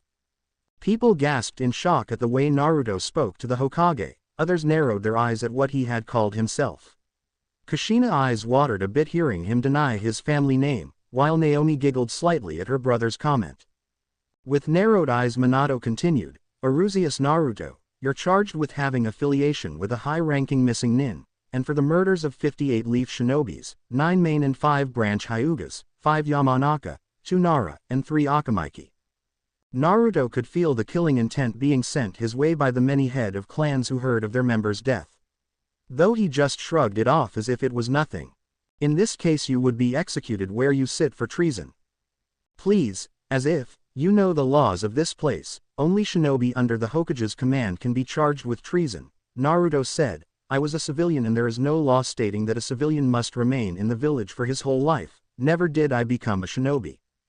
Be as it is, you are still a member of my clan and I never authorize you to be allowed to leave my clan or village," said Minato. "As such you will still receive punishment for the murders of the shinobi." "Tisk, what a bunch of hypocrites you are. If they didn't want to die then they should have stayed as civilians. Once you put that headband on it means that your life will always be on danger. You never know if you will make it back to your house, so charging me such petty charges, well, you can shove them up your ass," Naruto said, standing up. All around the shinobi were in deep thought. The brat had been right about the dangers of being a shinobi, yet they were angry that it was a person from their own village that had killed them. More so in the point that the person who had killed them was the failure of the Namikaze family. "Hokage-sama," Danzo spoke up once again, drawing attention. it seems to me that the boy feels no regret for what he did, therefore I believe death would be the best punishment, but he won't feel any regret, so I propose that he be sent to Hizuka Castle for the rest of his life. People all around were speechless. The blood prison was the place where the most dangerous of criminals were sent. The people all around the room started to talk among themselves regarding the punishment. I believe that would be a fitting punishment, Minato said after thinking it over. Minato, shouted Kushina, who jumped to her feet with an angry look on her face and tears falling freely from her eyes. You can't be serious. Otu-sama, whispered Naomi. However, we need not be hasty. Minato spoke again. From what the reports, and the things I saw, I believe that his chakraless skills would be going to waste, so I think that we should give him a choice, either join the Konoha ranks or be sent to Hizuka Castle. Hokage-sama, don't be ridiculous. This boy needs not be given the opportunity to become stronger. Send him to Hizuka Castle, and then as Danzo-sama stated, we give the girl to Uchiha Sasuke to be used to repopulate the Uchiha clan, spoke a civilian. Before anyone could tell the man to shut up, and loud snap echoed through the room and a chair was sent crashing into the Anbu that was standing close to Naruto. Before anyone could make a move, Naruto appeared in front of the civilian who had spoken, his arm pulled back, hand curled into a fist, and his fist glowing white. The man couldn't move or respond in time as Naruto smashed his fist into his face, sending flying back, crashing deep into the wall. The shock lasted only for a few seconds before the Anbu jumped to restrain Naruto. Minato made a single hand sign. The necklace on Naruto glowed before he fell to the ground, gritting his teeth in pain as he struggled to look at the bastard. The masked shinobi pulled him back to the center of the room, dropping him onto the ground with their swords ready in case he attacked. The shinobi were stunned. They at first hadn't believed that the boy could use some sort of ninjutsu with no chakra. Now seeing it themselves, many began to make plans. Danzo was making as many plans as he could to try and get the boy under his command. With him he could take over the village faster. He had his Sharingan locked on the boy and saw when he moved and attacked, he didn't see a single ounce of chakra. Naruto glared at the man as he tried to stand up, but his body felt as if he had been hit with a super thunderbolt. Naruto-kun, are you alright? Asked a worried Haku kneeling next to him. This bastard, Naruto thought, looking from Minato to Danzo. If I choose the prison, I will be away from Haku and I won't be able to protect her at all, so that One-Eye Mummy will try something against her. Though if I become on the bastard's lapdogs, I'll be close to Haku to protect her. Either way I lose in the end. Single quote. Fine, you bastard, if that's your censoring game, I'll become one of your lapdogs, Naruto said. Naruto-kun, thought Haku. Thank goodness, Kushina said with a smile. Now we'll be together, Oni-sama, Naomi thought. The clan heads were not too happy with what the brat was offered, but they would try to get his DNA into their clans one way or another. Hyuga Hiyashi stared at the boy with his Byakugan blazing, and wondered what it was that powered the boy. He had seen something inside of him send a burst of power to his fist.